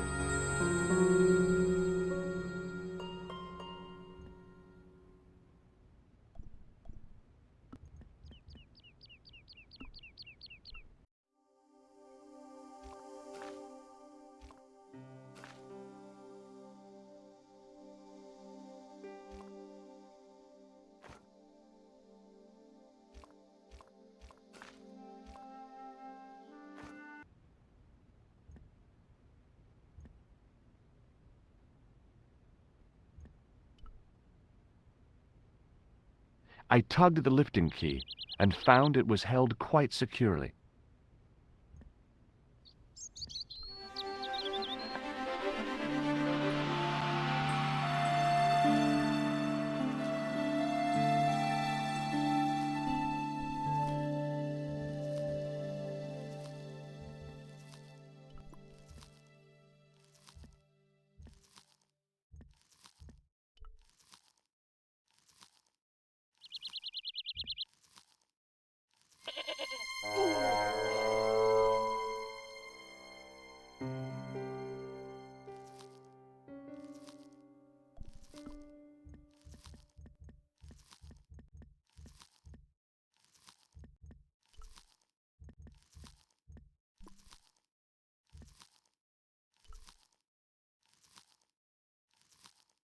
"Hey, Billy!"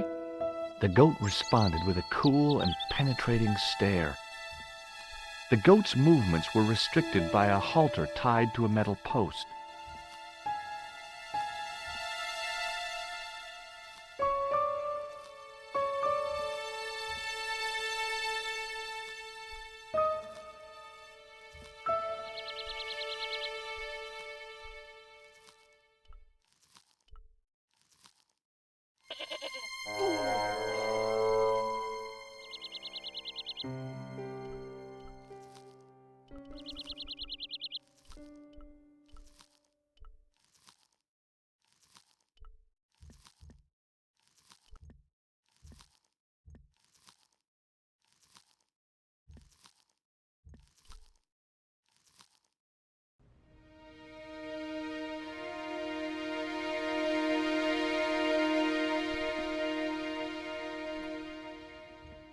The lifting key was rammed tightly into the crack in the wall, forming a strong foothold.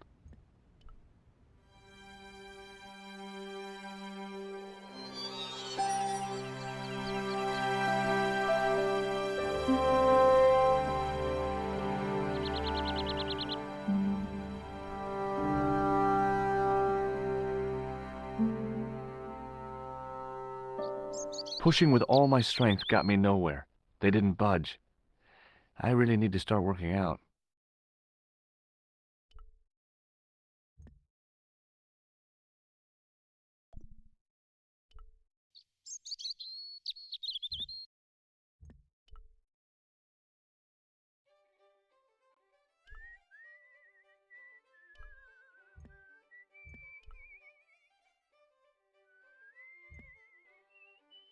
It was impossible to return the switch to its original position.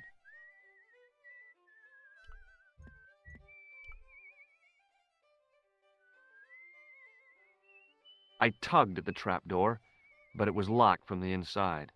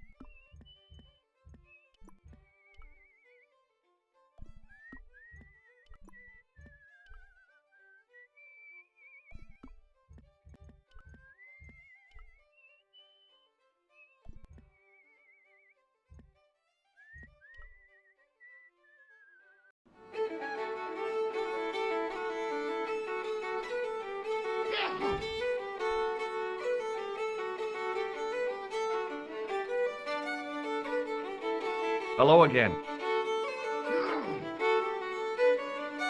What?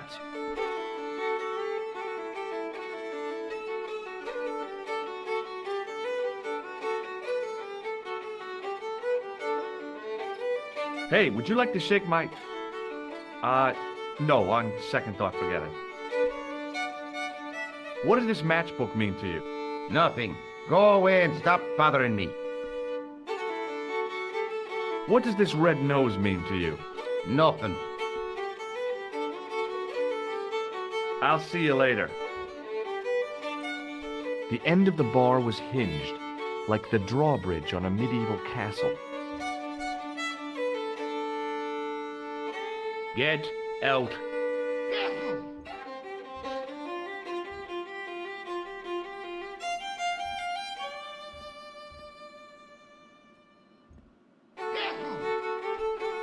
It was an electrical plug attached to the glass washer.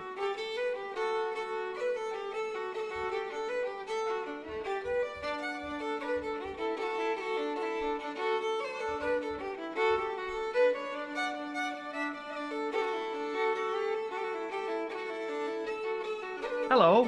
What now?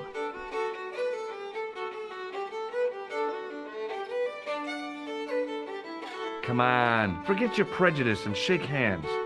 Never. It's not natural. I gotta go. Hey, Hello there again, mister. may I shake your hand? No, you can't. Bye for now. The man's arm lay across the towel, preventing me from moving it.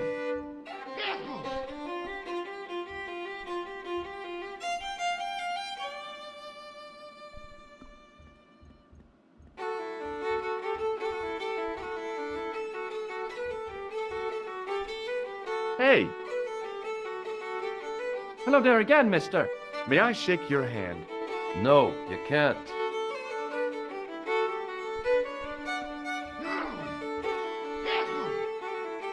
He wasn't listening.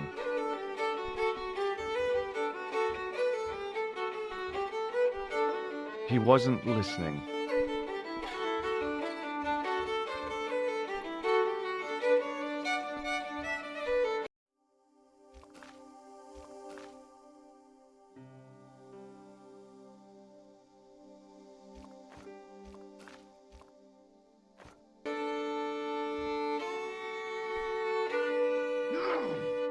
Excuse me. Yes, sir? Do you recognize this man? You already asked me that.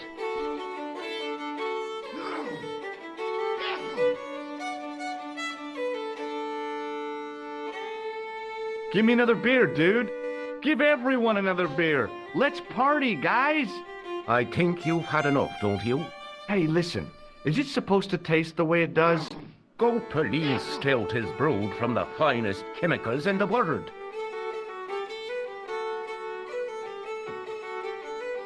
I'm sorry, but the pump appears to be broken.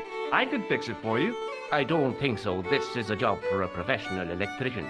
Oh well, at least the glass washer is still working. It's not my idea, is it?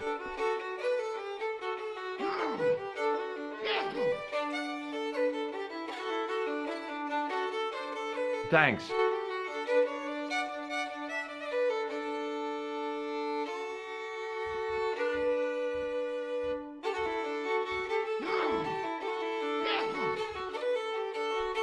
Excuse me.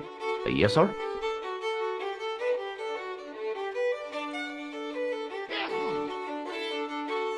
I don't want anything. Just give me a shout when you do.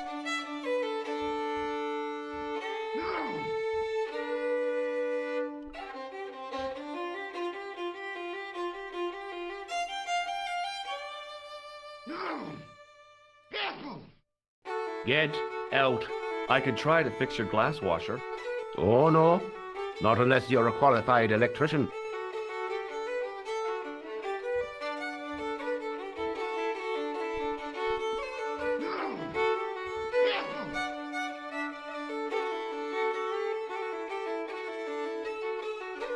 Excuse me. Yes, sir? It just so happens I'm an electrician. Check out my credentials. Well, now, isn't that marvelous? Ha, here's a house bedeviled with faulty wiring of a wayward nature. Here's you, an electric man, with a little plastic card to prove it. I still want to see what you can do before I let you touch me beer pumps. You can make a start on the glass washer.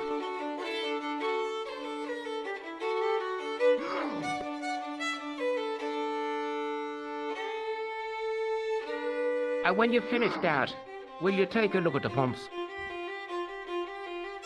It was an electrical plug attached to the glass washer.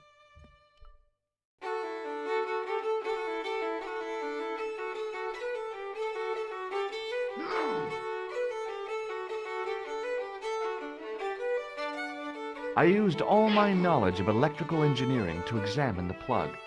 Seemed fine to me. There was nothing physically wrong with the glass washer.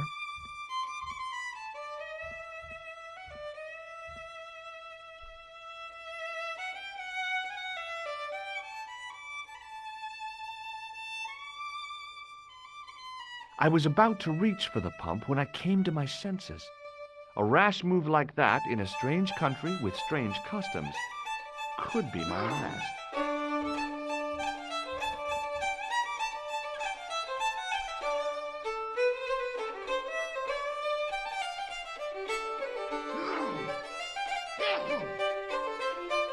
Well, Well, what? are you going to fix this glass washer or not?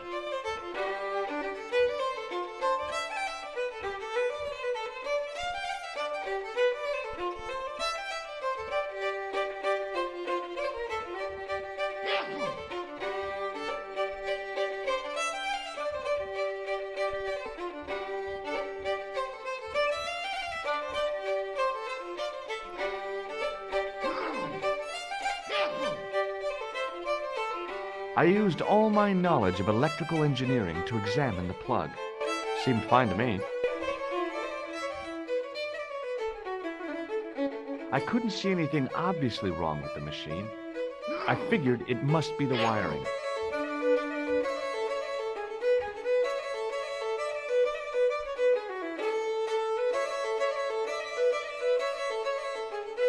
Hello again.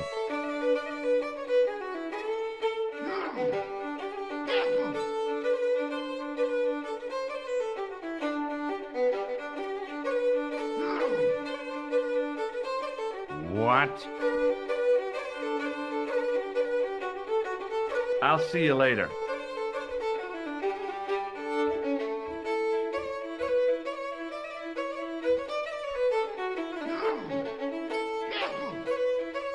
As soon as the old guy looked away, I grabbed his piece of wire.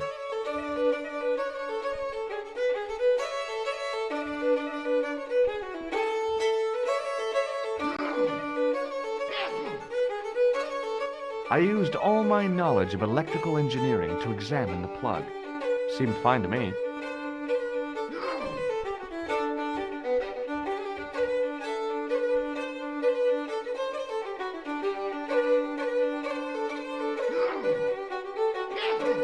I replaced the fuse with a piece of wire.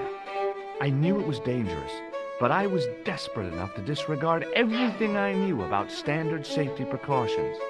Excuse me, Mr. Leary. I fixed your glass washer, no problem. Bingo! And a blessing to all the saints. A free half pint to that man on the house. Now, could you take a look at the beer pumps? Well, I guess so, but I'm not making any promises. If you can't fix them, I'll have a riot on me hands. The pumps are in the cellar, right? That's right.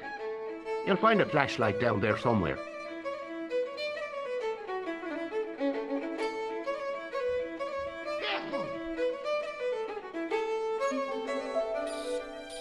What a dumb place to store a flashlight. A dark cellar. The only way I was going to find anything down there was to feel around.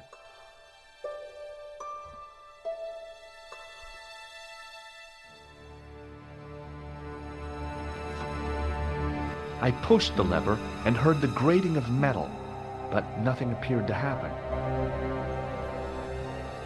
My hand closed on a long metal rod.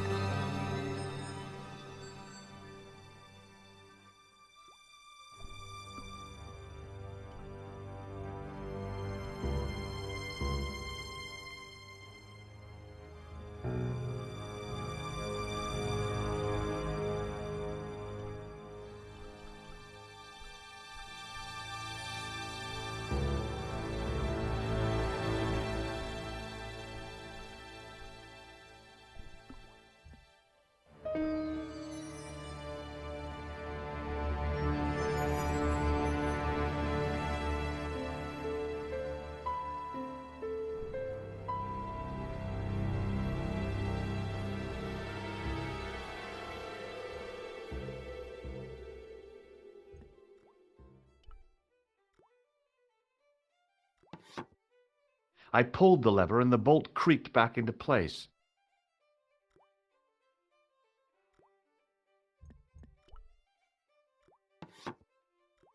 I pushed the lever and heard the grating of metal, but nothing appeared to happen.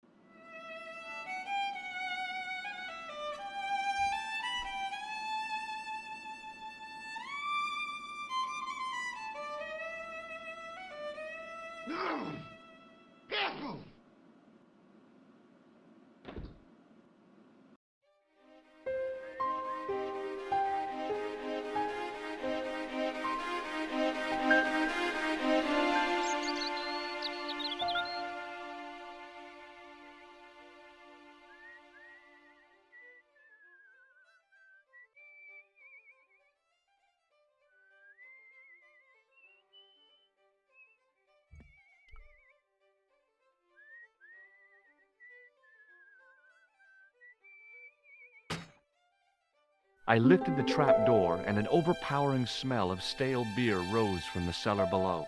I looked down on a stone-tiled floor, way too far to jump.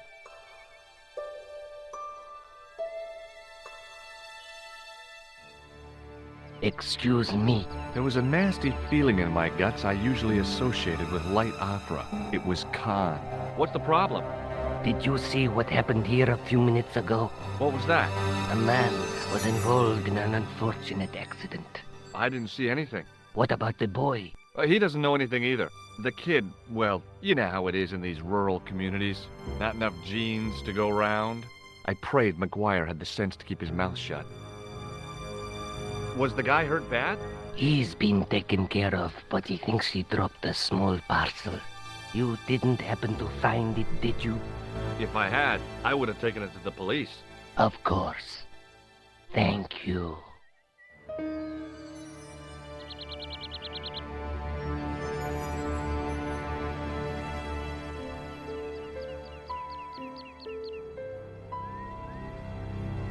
Hey, McGuire. What do you want to know? See you later, kid. Okay, mister.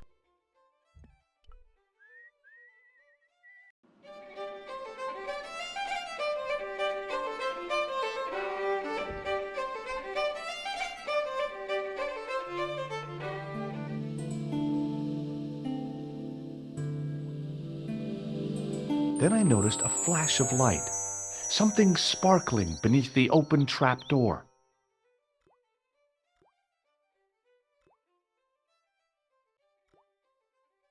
It was Peagrim's gem, all right. A large, uncut blue stone.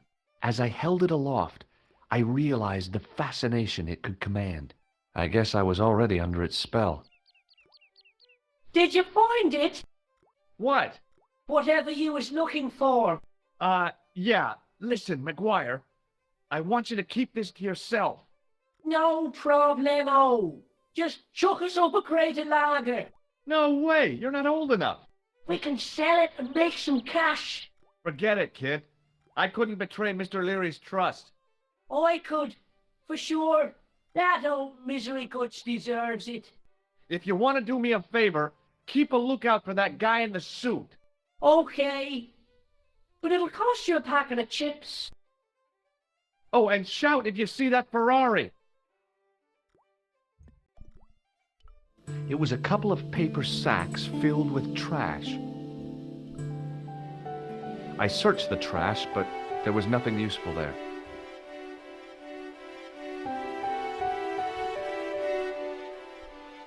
It was a calendar with a faded photograph of a prize-winning carp.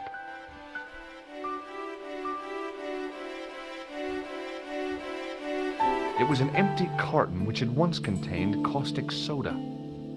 The carton was damp and soggy, useless. It was a rusty faucet. The faucet creaked, coughed, and spewed out a stream of rusty-colored water.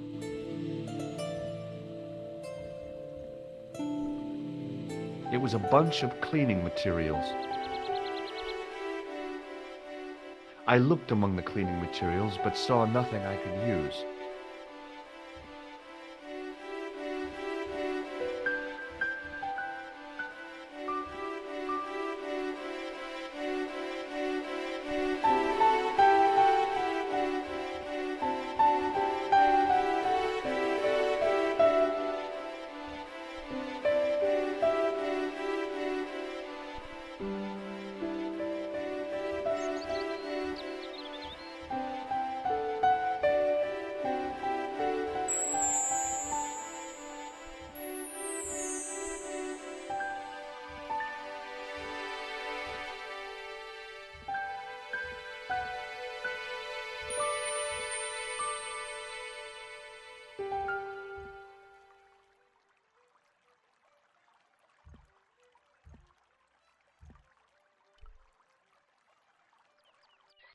I shut off the faucet as tight as I could, but it kept on dripping.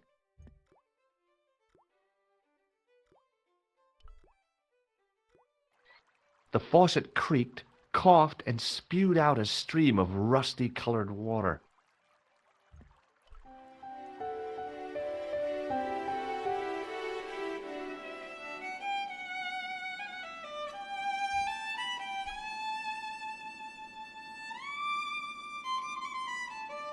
I was about to reach for the pump when I came to my senses. A rash move like that in a strange country with strange customs could be my last.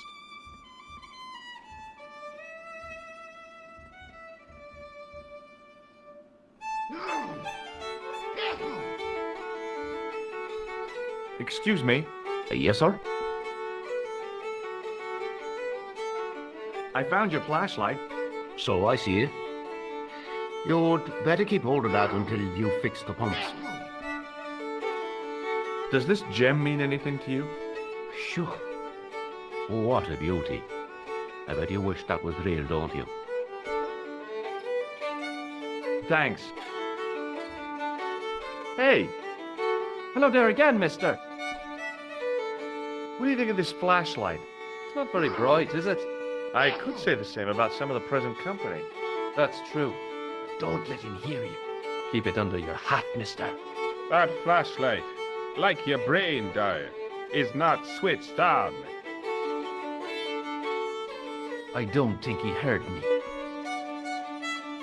Do you recognize this gem? Saints be praised. It must be worth a fortune. Maybe it is. Have you seen it before? It's the one which Pegram took from the dig. Oh. How come you've got it now? He left it behind. I'm looking after it. Oh. You could take that to Dublin and sell it. Bye for now. Excuse me, Mr. O'Brien. Hello there. What now? What do you think of this flashlight? It's not a very practical piece of equipment, is it? It's not switched on. I'm referring to the lack of a bracket. How would you be fixing that to your bicycle? I don't have a bicycle. Do you recognize this gem? Ah, that's a beautiful stone.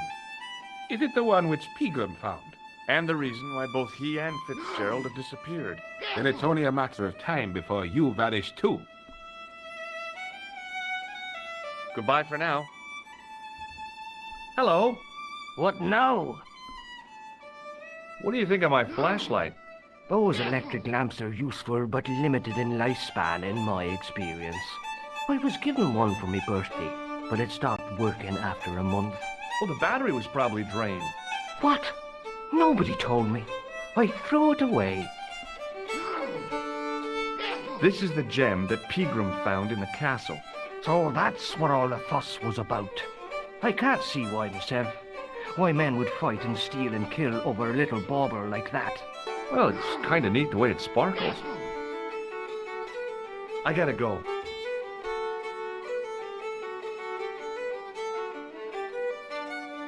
Hello again. What? What do you think of this flashlight? Very useful.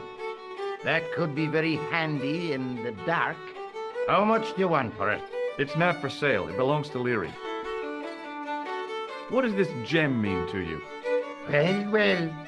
Would you look at that? Pretty. Do you recognize it? No?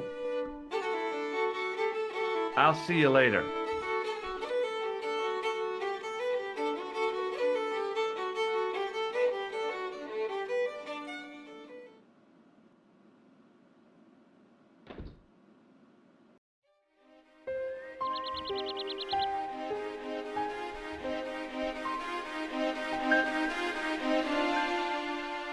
It wasn't my nerves that stopped me jumping.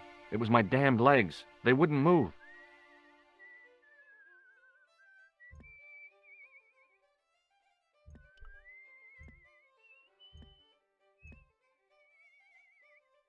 Hey, McGuire, What do you want to know? what do you think of my flashlight? It's a torch. That's what we call it on this side of the Atlantic. Want a closer look at the gem, McGuire? No, I don't. Jewels is for girls. You'd better hide that, mister. What if the pixie comes back? You'll be in trouble then. I don't believe in pixies. Underneath that costume is a psychotic killer. Smart. See you later, kid. Okay, mister.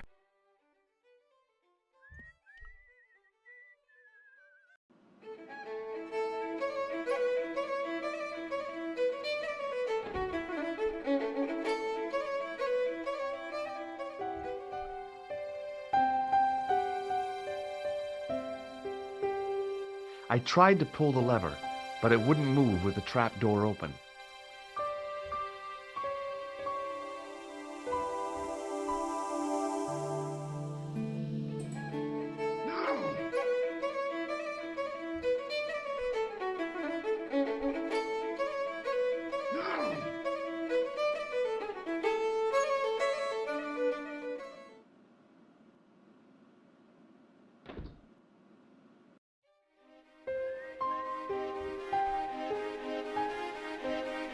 It was impossible to return the switch to its original position.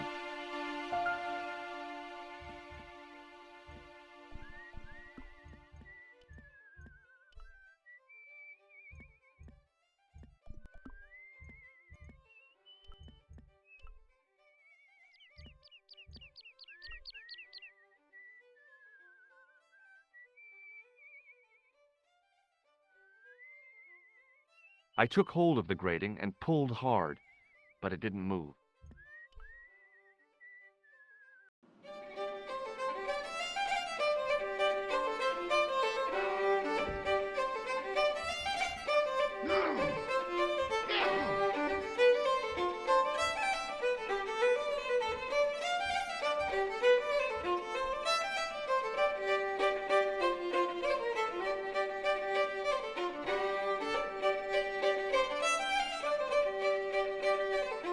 Touching the glass washer would have been like putting my hand in a blender.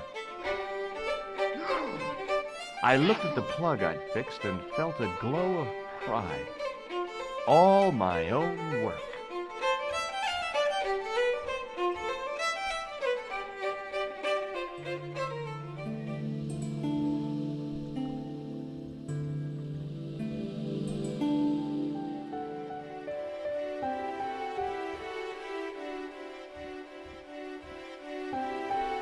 The carton was damp and soggy, useless. It was a rusty faucet.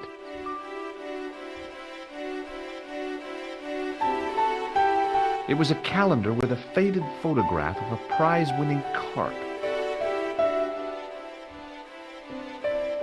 It was a bunch of cleaning materials. I looked among the cleaning materials, but saw nothing I could use.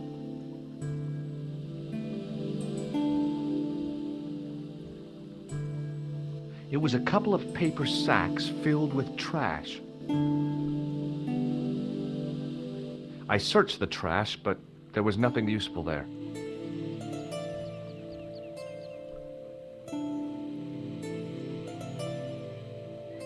I shut off the faucet as tight as I could, but it kept on dripping.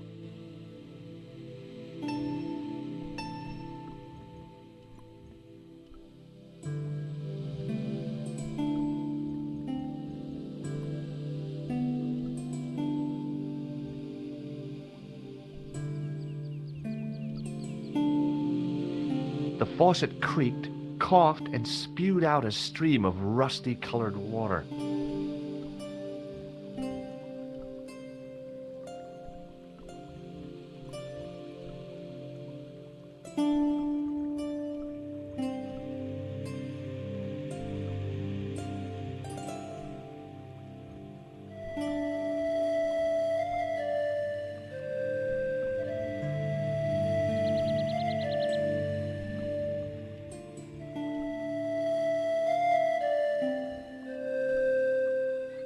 I shut off the faucet as tight as I could, but it kept on dripping.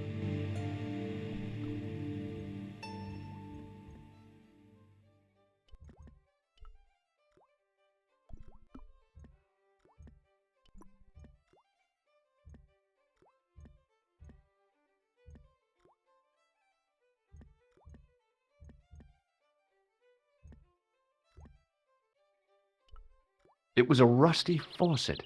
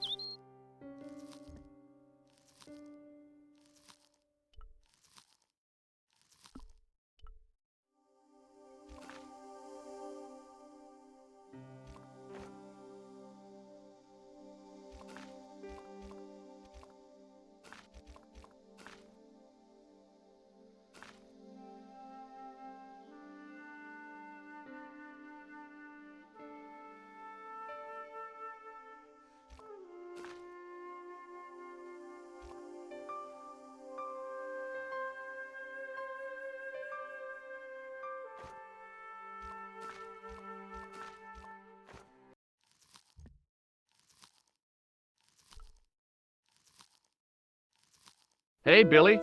The goat responded with a cool and penetrating stare. The goat's movements were restricted by a halter tied to a metal post.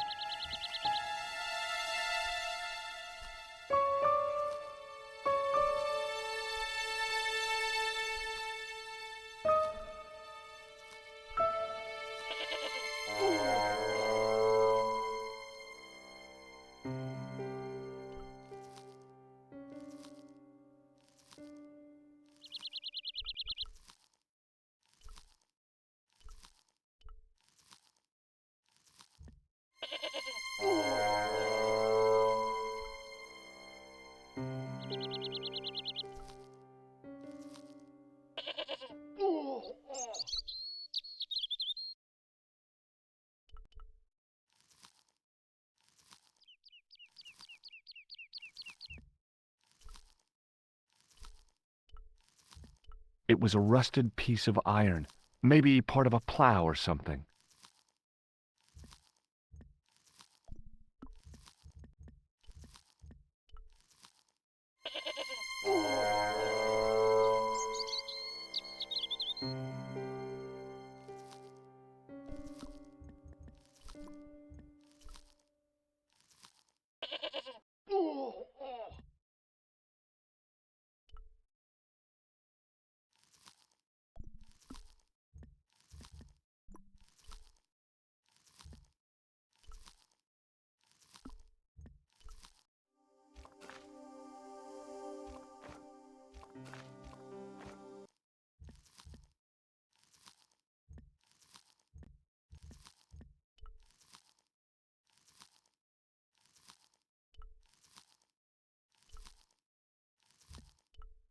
Hey, Billy.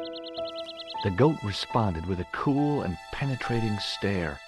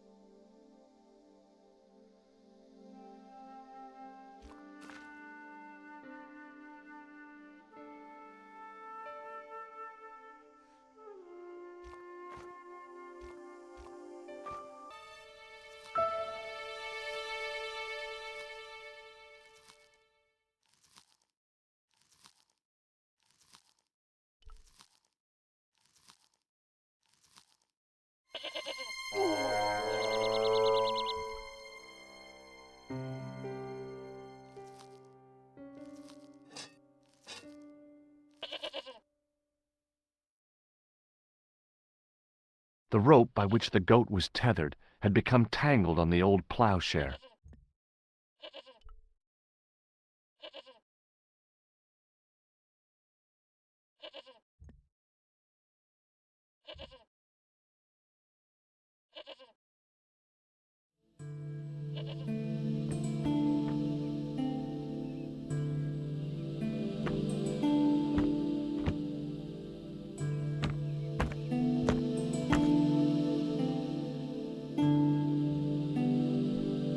It was a statue which had fallen from its place on the wall.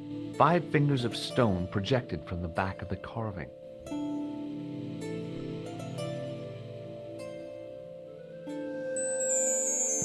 The statue was too heavy to lift. It overbalanced into the sand. The statue lay face up in the soft sand.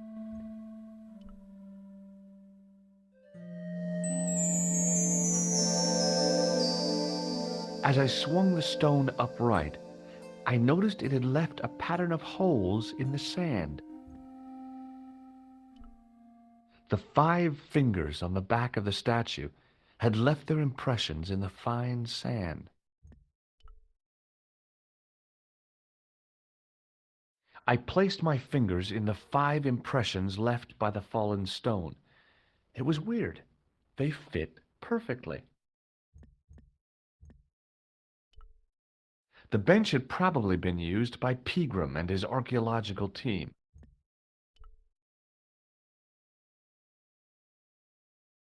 The only object on the table which interested me was a small sack. The sack contained a fine white powder. As I dipped my fingers into the soft white powder, I realized what it was. Plaster of Paris. I'd used it in kindergarten to make casts of animal paw prints.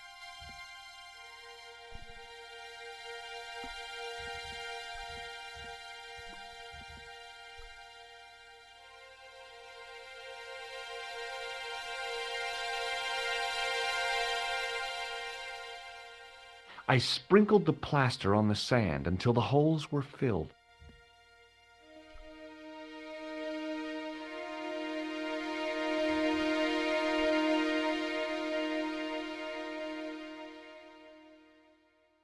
I smoothed the plaster level with the sand. It was my first experience of home improvement.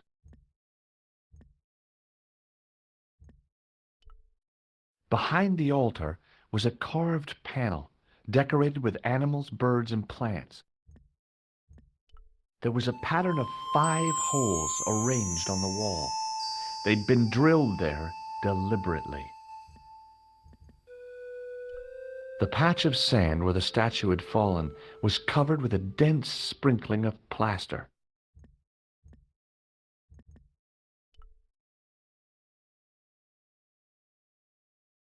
I smoothed the plaster level with the sand. It was my first experience of home improvement.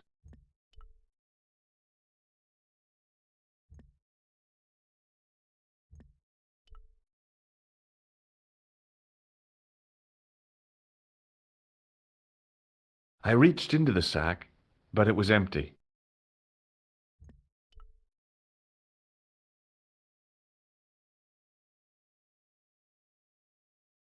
I placed my fingers and thumb into the holes in the wall. Nothing happened.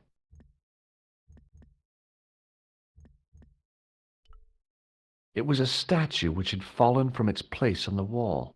5 fingers of stone projected from the back of the carving.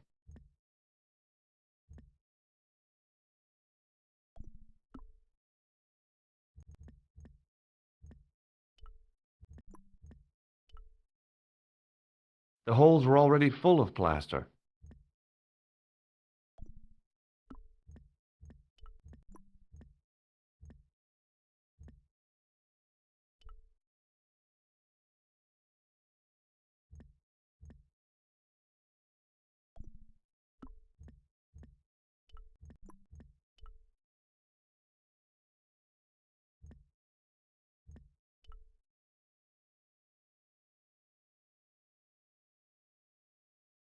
I tried in vain to move the panel.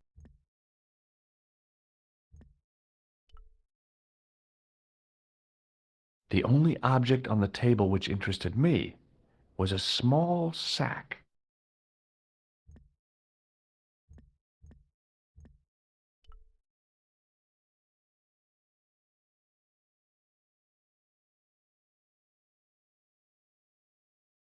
I smoothed the plaster level with the sand.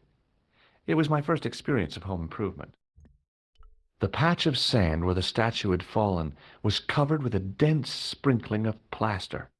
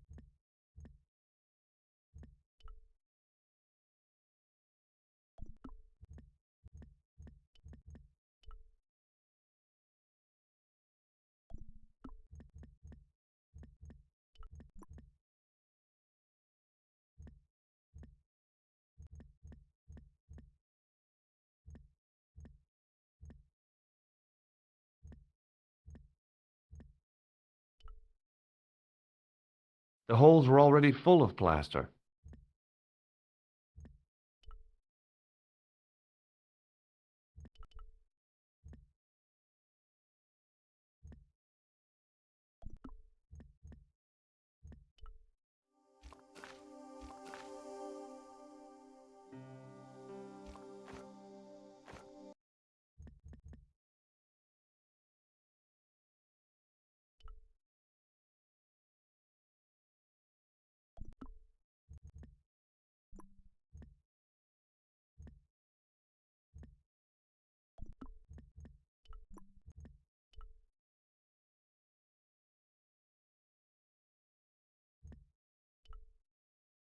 I reached into the sack, but it was empty.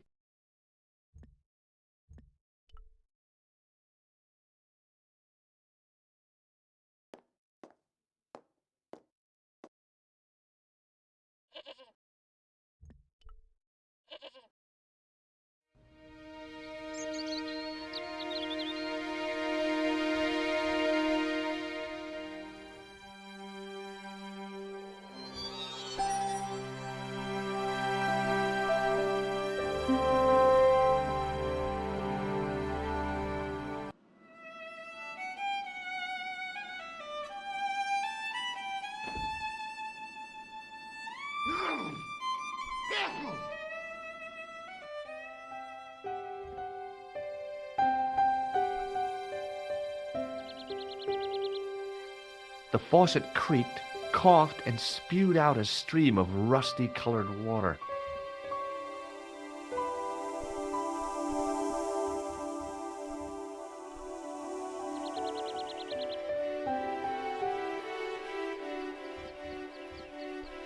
The carton was damp and soggy, useless.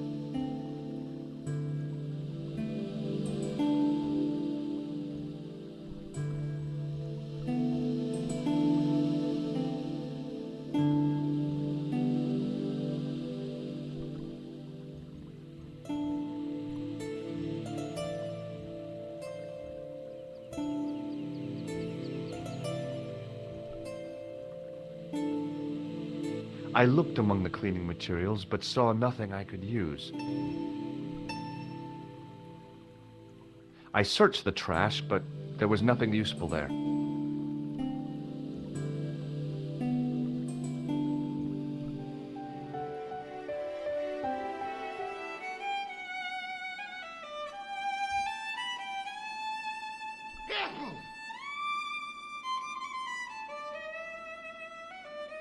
Excuse me. Yes, sir? Does this... I knew it. The minute you walked through the door, I knew you spelled trouble. Now, just a minute. It might be what you're used to in New York, but we don't use that stuff here. Hey, it's plaster. I found it in the castle. Does this... I'm not interested. Thanks. Hello. What now? Do you recognize this white powder? Seems ordinary enough to me. I gotta go. Hey, Hello there again, mister. do you recognize this white powder? No, I don't. Bye for now. Excuse me, Mr. O'Brien. Hello there. What now? What do you make of this white powder? Could it be bicarbonate of soda? Goodbye for now.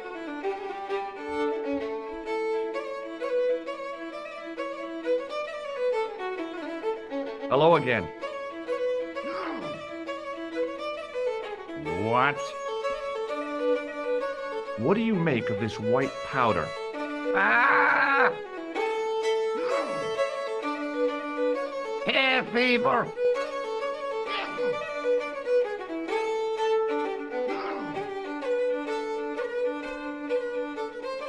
I'll see you later.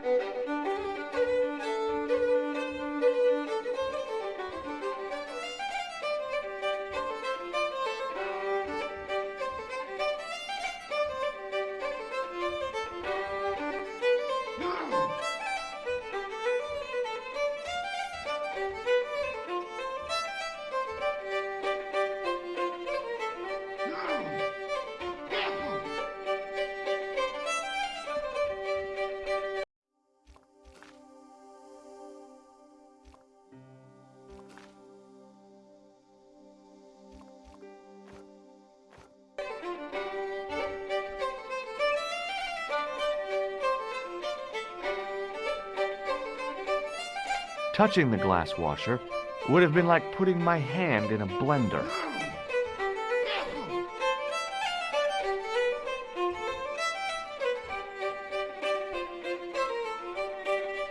The man's arm lay across the towel, preventing me from moving it.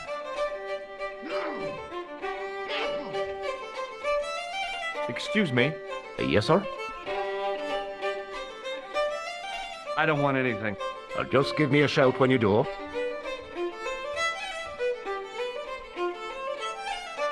He wasn't listening.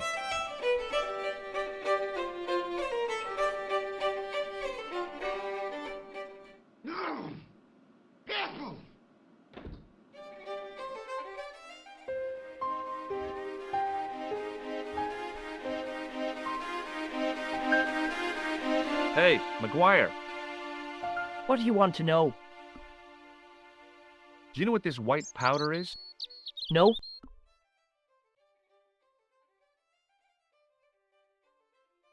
Do you know what this white powder is?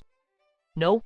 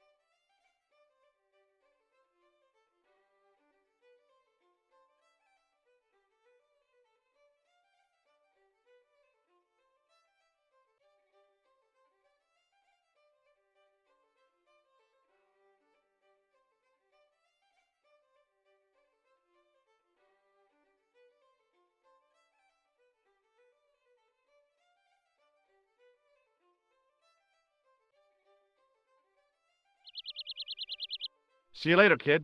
Okay, mister.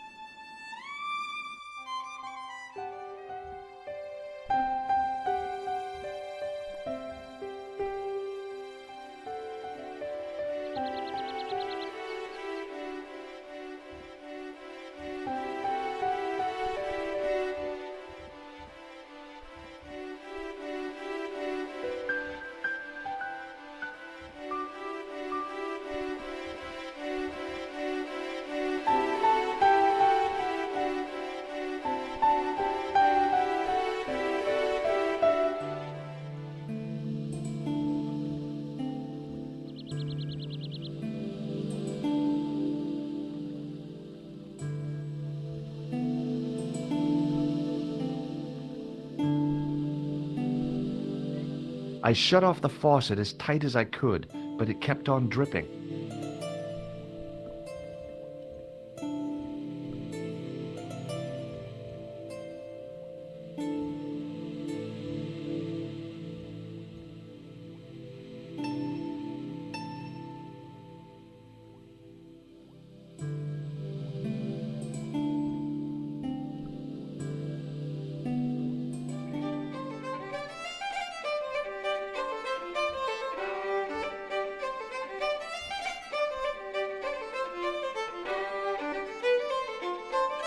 I looked at the plug I'd fixed and felt a glow of pride.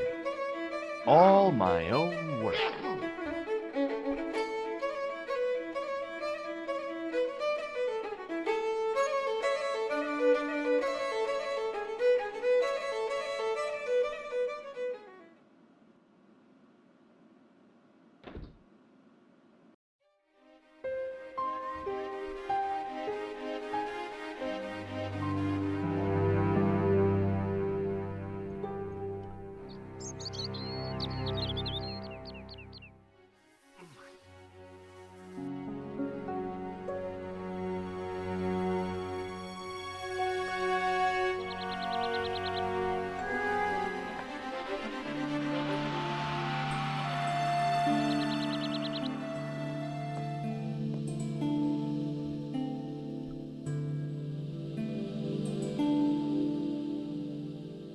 I reached into the sack, but it was empty.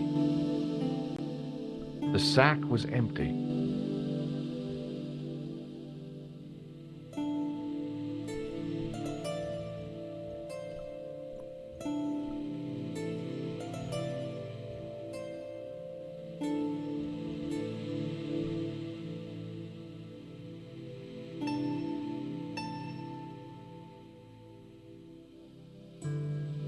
I smoothed the plaster level with the sand. It was my first experience of home improvement.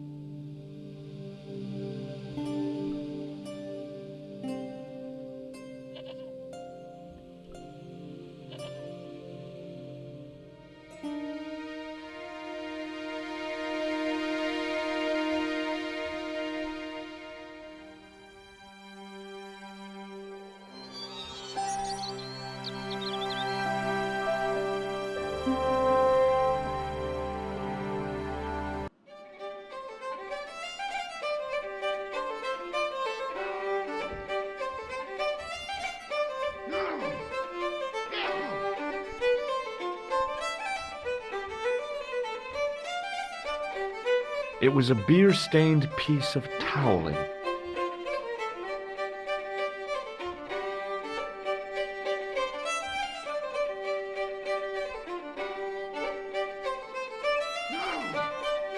The man's arm lay across the towel, preventing me from moving it.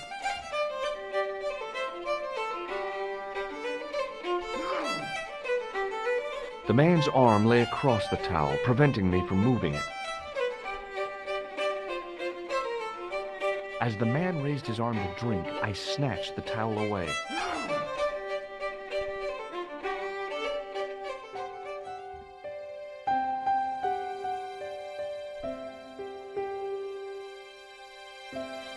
The faucet creaked, coughed, and spewed out a stream of rusty-colored water.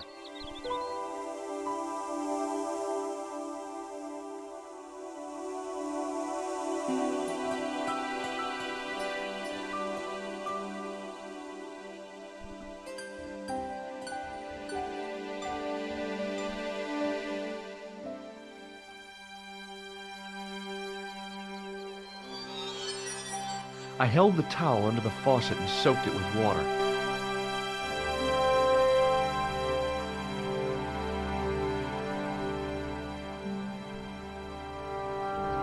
I shut off the faucet as tight as I could, but it kept on dripping.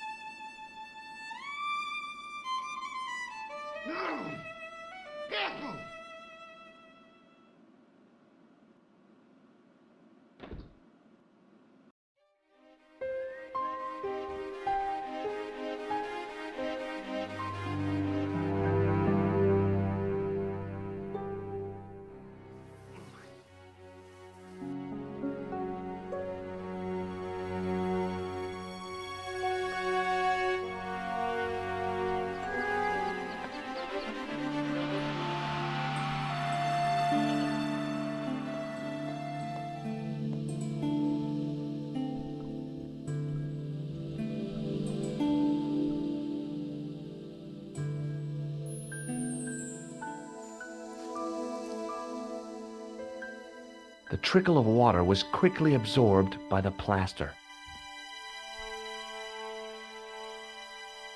I eased the solid piece of plaster from the sand. Underneath, it had formed a perfect copy of the statue.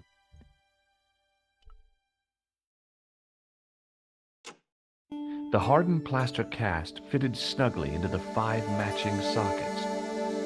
There was a soft thud, then silence.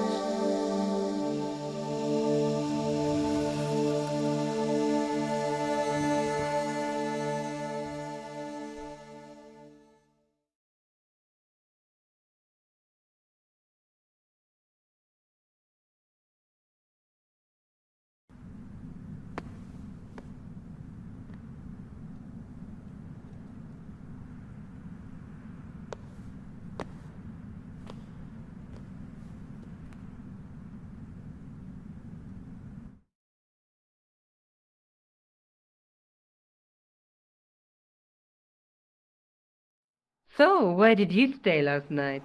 At McDevitt's, I got to drinking with Doyle and a couple of the guys. That explains why you look so ill today. Did you get any sleep at all? Not much.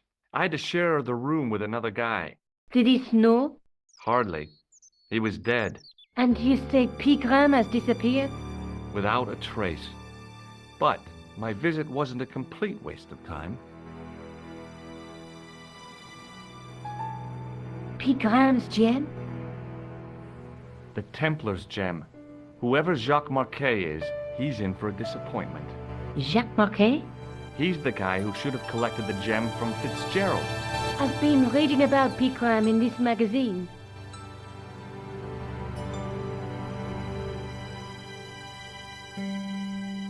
The media got its claws on him. Yeah, if I was his agent, I'd get him to lose the pipe.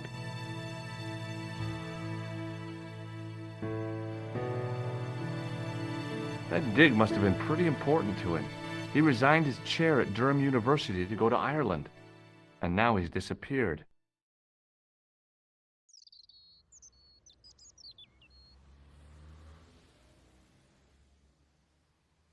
See what you can find out about Professor Pegram. I'll speak to the university. What are your plans? I want to find out who, what, or where Montfaucon was. All I've got to go by is the name and a picture of a hanged man. What do you know about Professor Pegram? I've seen a television program, Pegram's Past. He's written a book, The Crusader Families of Ireland.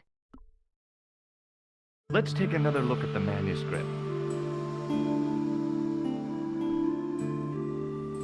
That's the tripod in the Croon Museum. That's the gem that Pegram found in Lochmarn. There's a woman looking at her reflection in a mirror, but the reflection has 3 hideous faces.